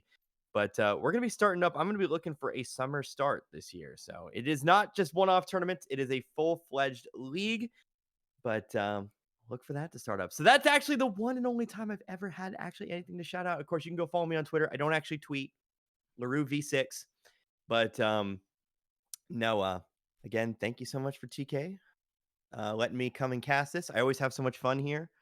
Yeah, that's pretty much all I have for you. You want to post the Discord link And to your Ban server? Cassante. And Yeah, yeah, and also Van Casante. I forgot about that. My bad. you want to post yeah, the I mean, Discord server and Twitch chat? Oh yeah, sure. Where the? Do you need a Twitch link? I don't even remember how to drop an invite. It's been a long time. Did you send me anything private? Can I open our DMs on stream, LaRue? No, I mean you can. It's just me saying I'm going to the bathroom. Oh no. That's what that is. So Here, I'll send you the Twitch link. You can yeah, just post I will it in post chat. it in Twitch Or send it chat. to me, and then I can just post it if that's easier. Whatever. Southern Hospitality League. It is a gold plat, although that may very much change. It very much may change depending on who we get. So it is worth checking out. We always have a lot of fun. It is very much a free league as well. So yeah, just come check it out because, like I said, we are looking to get it back started up once again coming up this summer. So thank you for letting me shill that, TK. I appreciate it. Of course, I appreciate you casting and being here. Maybe I'll participate, compete. Yeah, maybe you should. Maybe you should. Maybe, of course, some teams that are around here. Obviously, I don't plan on stepping on too many toes. We are an evening league. I will say that. So you host these tournaments in the afternoons. Usually, I'm hosting games in the evening. That's what we've done in seasons past. So Yeah. I probably will not deviate from that. And of course, we do tend to move our days depending. Of course, this is all from 3 years ago, so I'm just going off what I remember. But no, Awesome. so Well, I pinned that. Looking forward to that. Very exciting. I pinned the Discord link for the people in the Twitch chat. You can see that there. You might want to also put it on your profile. Maybe you already did, but your profile, LaRue. Yeah, I Recommend mean, that. go ahead. Like, yeah, I mean, I know I sent you some info on that the other day, but you might want to. That was before I was given the whole thing, so yeah. Epic. Well, thank you again to Naryanana Muse, the Set of Numbers, Bisexual Line, and Endrill, and Zombie Smurf, who needed to get going for the interview as well as playing in the tournament. Congratulations. I would appreciate if you guys hopped in your team chat and just waited for a few minutes to talk about prizes and whatnot. And I don't want to. yeah, we'll figure it out later. All right. I'll donate mine to going- the Tournament King. Okay. I am going to wrap up the stream. LaRue, thank you very much for casting with me. I appreciate it. And the Yeah. next tournament for you guys, if you're interested, will be an ARAM tournament, which will be very far away, but Saturday, April 27th at 12 p.m. Pacific Standard Time. So hopefully we'll see you then. Talk to you guys later. Congratulations again. Peace. Congratulations. Sweet, thank you. Bye. Thank you very much. Oh, good. Right. they were so quiet. I wonder if they thought I was wrapping up the stream, which was not what I was doing. Anyways, though, thank you all so much for watching the stream. I really appreciate it. Thank you for putting up with my lack of casting experience. LaRue hard carried the cast with his talents. You can join his Discord server. I don't know how much effort he's made because he just told me about this today about the Discord server, but it sounds like it's going to be pretty cool league. He said the Golden Plats. Make sure to go check that out. I pinned it. It's also at the bottom of the Twitch. It's the most recent thing that he posted. The next tournament will be an ARAM tournament, as I stated, on Saturday, April 27th. The next Summoner's Rift tournament will be, I should know this, but it's sometime in May, and it's going to be a balanced tournament where everyone will sign up solo, and I'll try my best to balance teams. More information on that will be posted within the server. If you're curious about joining, if you go to the Twitch links at the bottom, you'll notice this tournament Discord. There, you can click this or you can click the picture, and then it will take you directly to the Discord server. And then you can sign up, whether it's for Summoner's Rift or ARAM. Up to you guys on how you want to sign up. Again, thank you so much. I will be live streaming by myself. Poor gameplay, but by myself, I will be live streaming on this Monday. We'll be doing some off-meta stuff. I recently been doing Blitzcrank Jungle. I recently did Azir support and got a Nasus a pentakill. That was really fun. So you'll see a bunch of goofy stuff that I'll be doing. Anyways, see you Monday. Congratulations to our Muse, and very special shout out to I'm Down for That for participating. Goodbye. See you guys Monday.